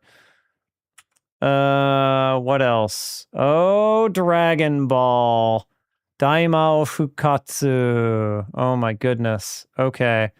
And that reminds me, there's a question I need to ask at the end of the stream here, which is coming up pretty soon. That's the second Dragon Ball Famicom game, for those who don't know. Might and Magic. Money Game. We've got Knight Rider. We've got Ankoku Shinwa Yamato Takeru Densetsu. Okay. Oh yeah, here's America Daitorio Senkyo. So like the American presidential election. This game I think is pretty famous in its own way. What else? Zoids 2. We've got Momotaru Dentetsu. This is the start of that very famous series of these sort of like these board game type things with the Momo that they made with the Momotaro character. Here's the Akira video game on the Famicom that you can go out and play after your viewing of yes, the West will finally have Mario 3 years later in 1990 through the Wizard. I went and saw that movie, and I also I think it would have been after the Wizard maybe, but we had back when I was living in Michigan, we had Nintendo was doing like this tour thing. I forget even what it was called. It wouldn't have been, it would have been no later than 1990. But it was they took over this venue in Detroit called Cobo Hall that's still there right now. It's like a big event venue. And they basically had almost every NES game you could think of, every licensed NES game you could think of, like set up at a station that you could play there. They had stage shows. They had like a special area for the power pad, and like they had demo stations of Super Mario Brothers 3 there. So like I got to play, some amount of Super Mario Brothers 3 before it came out, and then I think I got Super Mario Brothers 3 as a gift for getting a very good report card, which was not a thing that happened to me very often. I think they just really, really knew that I wanted Super Mario Brothers 3, and so they kind of made it work. Takeshi no Sengoku Funji. So this is, I believe, is this the Power Pad one that's the Beat Takeshi game? It doesn't... let's see. No, this is not... This is like more of a board game style one. I know Beat Takeshi had more games on the Famicom than Takeshi no Chosenjo. He went beyond that. He had games like this, and I believe he had one on the Power Pad as well. So those would be fun to look at some point. Beat Takeshi is quite a figure. Konami Sports in Seoul. So I assume this is probably part of the Hyper Olympic franchise of games, but maybe it's not. Tenchio Kurao, not to be confused with the arcade game Tenchio Kurao. This is based on the manga, and this is more of a strategy game on the Famicom. Dungeon Explorer. We got Dungeon Explorer. And I think we're coming to about the end here. We just got some ads, Famicom Wars. And that's about it. All right. So I want to ask a question for those who are left here. And my question is this. So now that our regularly occurring Thursday series on games that are about musicians and what have you is wrapped, I want to go into something else. And one thing I've been wanting to do that I feel like will be more practical for me to do in the form of streams rather than in the form of long-form videos, though some of this content may make its way into long-form videos at some point. I was thinking I wanted to do different anime license games from a series and kind of go through the series chronologically and play them for the first time. And I want to pick series I'm reasonably familiar with so I can kind of suss out, how they do versus the source material. So obviously there are absolute monsters here, right? Gundam games would take forever. I would like to do Gundam games at some point, maybe in fits and starts, but I don't feel like that's a good fit for, we're going to go through and do all the Gundam games because we really will be doing them for so long. Dragon Ball games, less so, but there's still a heck of a lot of Dragon Ball games. But that's a little bit more doable of a list. And I feel like it might, up to a point, be more interesting than a Gundam list, too. We've got shorter ones, like we've got Hokuto no Ken, Fist of the North Star, which is a favorite of mine. That's a much more doable list. There's not like a crap ton of those. That's one I was thinking of. One Piece is another series I really like. There's a decent amount of One Piece games, but that's still like a more manageable list. The other thing I will say is like we might not, it might not be like we're going on these every Thursday until they're all done. Like we might take breaks and things like this. Oh, you know what? Yeah, that's a really good idea. Urusei Yatsura does not have an absolute ton of games. That would be a very manageable list to go through at the start. I'm not as familiar with Urusei Yatsura. Like I'm familiar with it. I know the generalities about it, but I've not seen all of it. I've not read all of it. But I think I know enough to where I would be comfortable with Urusei Yatsura. So that might be a good starting point now that you say it. But I was thinking things like Fist of the North Star, One Piece. I'd have to look at other stuff that had games made about it, but like just wanting to like take, obscure stuff. Again, wanting it to be something I know is, depending on how obscure it is, I'll have to do a little bit of research, and see what's out there. I'd probably do a quick chronicling of the Urusei Yatsura games that are out there. I know there's the Mega CD game. I know there's Lum's Wedding Bell on the Famicom. I think there's maybe a couple others that we'd have to get to as well.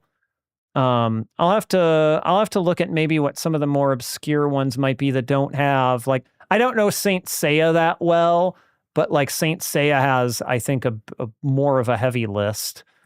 But I would eventually like to get to Dragon Ball, even if we piecemeal it out, because I have, I don't know how many of you are familiar with, I believe it might have been called Tenkaichi Budokai, even though some of the later ones are called Tenkaichi Budokai 2. But it's a Famicom game that has you scanning in cards. I have that set up downstairs, and I've never pulled it out and tried it. And I think I have a complete set of the cards and everything. So like that would be fun. That would be fun to stream as part of a Dragon Ball series. But I don't want to commit to Dragon Ball right out the gate. I do want to start a little bit smaller. So maybe Urusei Yatsura would be good. Ranma even actually wouldn't be bad because yes, the Datek games, that thing. Ranma wouldn't be bad either, honestly. Like Ranma has more games, but it doesn't have an absolute ton of them. Even Sailor Moon wouldn't be horrible. Its catalog is not gigantic.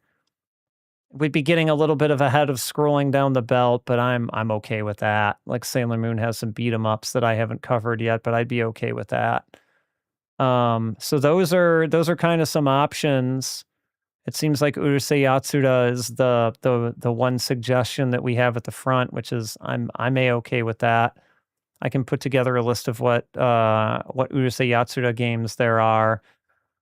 And yeah, I mean, Thursdays for a while can just be kind of like anime license game streams, and we can, pick a different one and go through them, and then pick another one and go through those. And then Tuesdays can be a little bit more variety. Yu Yu Hakusho, also not a gigantic list of games. I'm not very familiar with Yu Yu Hakusho. Believe it or not, it's the kind of thing that's right up my alley.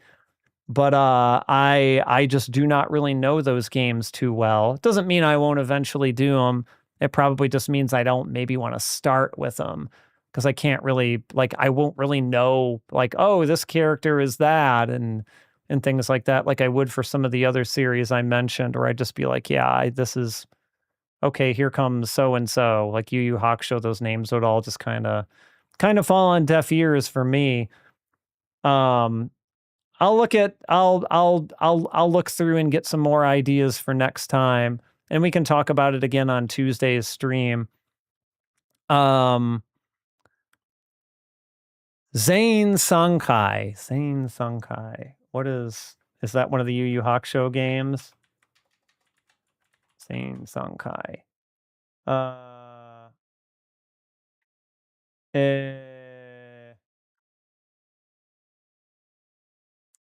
not sure exactly what you're referring to there. Maybe that's a Yu Yu Hakusho thing that I'm that I'm not completely aware of what it is. Let's see. I don't know. I'll let you fill me in on that one. It is? I thought that had a different name. Hold on a second. Is that what it's called? That is Jogai Ranto, nandake. Jogai Ranto Shuyaku Sodatsen. That's the full name of that game. If there's a Sailor Moon called Zane Sankai, it is that is Super S, apparently. The Sailor Moon Super S game. Which is also a fighting game, and I've not played a second of. Sailor Moon S, the predecessor to it, is actually the one that I played at Combo Breaker. I guess maybe nobody plays Super S in a tournament, and it might be fun to figure out why that might be. Famicom Kunio offshoots as beat-em-ups. No, actually, I don't cover those as beat-em-ups. Or I'm not counting them as beat 'em ups. I would like to stream those too, so that's another great idea. I would have a real fun time going through those. So maybe what we can do is we can take Thursday and make it kind of switching off between those for a while, like a longer, an anime license, and then pick maybe like a longer running series, like something like the Kunio sports games. That's a great idea. That's an amazing idea. I love it. I did want to find a way to make those, to cover those, but I don't feel like I can do a good long form video series on those. Like sometimes you just have a feeling, right? It's like, oh, these will be better for a stream, or these will be better for a long form video. And for the Kunio sports games, I just feel like this is more of a stream type thing than it is a long form video type thing. And I can't quantify why I feel that way, but I do. And so I think those might make it better for a stream. So, okay. Yeah, these are great ideas. So maybe we'll start with something like Urusei Yatsura and just kind of introduce the anime idea, and then we'll kind of see from there. You know, we won't plan too far ahead. We'll take a look at what people are feeling. Like, are they feeling more anime, or are they feeling Kunio? I'll ask. I'll do a Patreon poll as well for the few folks that are on there, and see what people think in there, and I'll just kind of balance everything. And so I wanted to talk a little bit about what I want to do on Tuesday as well. So the other day on the Tuesday stream, when we were going through some of the new sound clips, I had a couple from an album called Nesho Street Fighter 2, which is a album of vocal rearrangements of songs from Street Fighter 2. You know, all the classic, you know, character songs that, you know, Blanca's theme and Chun-Li's theme and blah blah blah blah blah, right? And so I'd sort of almost forgotten how fascinated I was by that album. And so I don't know how exactly I'm going to do this, but I'm going to figure out a way, and if it succeeds, it succeeds, and if it fails, it fails. I was thinking Tuesday we can do like just a little bit of kind of casual, you know, playthrough of like the arcade, like Street Fighter 2 World Warrior, like original Street Fighter 2 World Warrior, because I haven't played that original in a while. And I feel like it might be fun to kind of poke at that and show just kind of how broken it is, right? Especially if you're using Guile, which is Guile's one of my mains. So I think I can have some fun with that. And, you know, just kind of talk about Street Fighter 2 a little bit. And also, I don't know how I'm going to do this, but maybe kind of do a sort of listening party type thing of Nesho Street Fighter 2. I don't think I'll be copyright claimed for that. I feel like that's well enough in the rearview mirror of Capcom's purview to where they're not going to come after me for playing like these vocal songs from an album that got released in the early 90s and has never been like reissued or anything like that. Because I think it would be fun to like look at some of the lyrics to some of the songs and just kind of listen along with them and talk about them. Just my idea, because some of them are pretty out there. Some of them are pretty crazy. Some of them are what you would expect, and some of them are pretty crazy. So that kind of sounded like a fun idea to me, and I wanted to try and make that happen for Tuesday, because Combo Breaker gave me the itch to play some, you know, early fighting games. And, you know, there were certainly fighting games before Street Fighter 2 World Warrior. We all know this. But it might be kind of fun to revisit that and talk about it and then listen to that album. So that's my idea for Tuesday. Hopefully somebody thinks that sounds interesting. I'll find a way to make it fun. If nothing else, I think people will have fun with these songs one way or the other, especially if you've never heard them before. They're quite a trip. So that's the plan for next Tuesday. I'll put a poll out on Patreon as well, and I'll revisit this or the Tuesday stream to see if anybody has any other good anime streaming ideas. But maybe we'll go with Urusei Yatsura for next Thursday, because that sounds like a good manageable list to start with. So that's the plan. I'm gonna try and stick to it. And then I'll work on refiguring out how to do handcuffs with Guile in Street Fighter 2 World Warrior for Tuesday, because boy, it's been a long time since I've had to do that, and I probably need to practice it again. But yeah, that's the plan. I'm going to probably call it here for the evening. Sorry we didn't go through we didn't get through so much of Tachibana Risa's game as I was hoping to, but the walkthrough I had was a little bit maybe not complete. And I might, for those of you who weren't around at the beginning of the stream, we played Akuma no Shinpan, which was a Pioneer LaserActive game where Demon Kaka talked compared sex to a lot of things, but we have many more of those options to look at. So maybe every once in a while we'll pop that open on a stream and be like, okay, let's see what he has to say about this and this before we get into the games. I feel like that could be a fun recurring segment for a while. So maybe we'll do some of that as well. So thanks for the showing up for the rather unconventional stream, everyone. And we'll get ourselves back on track in this coming week here. I'm also hoping to get the next episode of Scrolling Down the Belt up for Patreon folks this weekend, which would mean that in about a week from then it would go public. So that should be coming fairly soon too. That's going to be Konami's X-Men and Sega's Arabian Fight.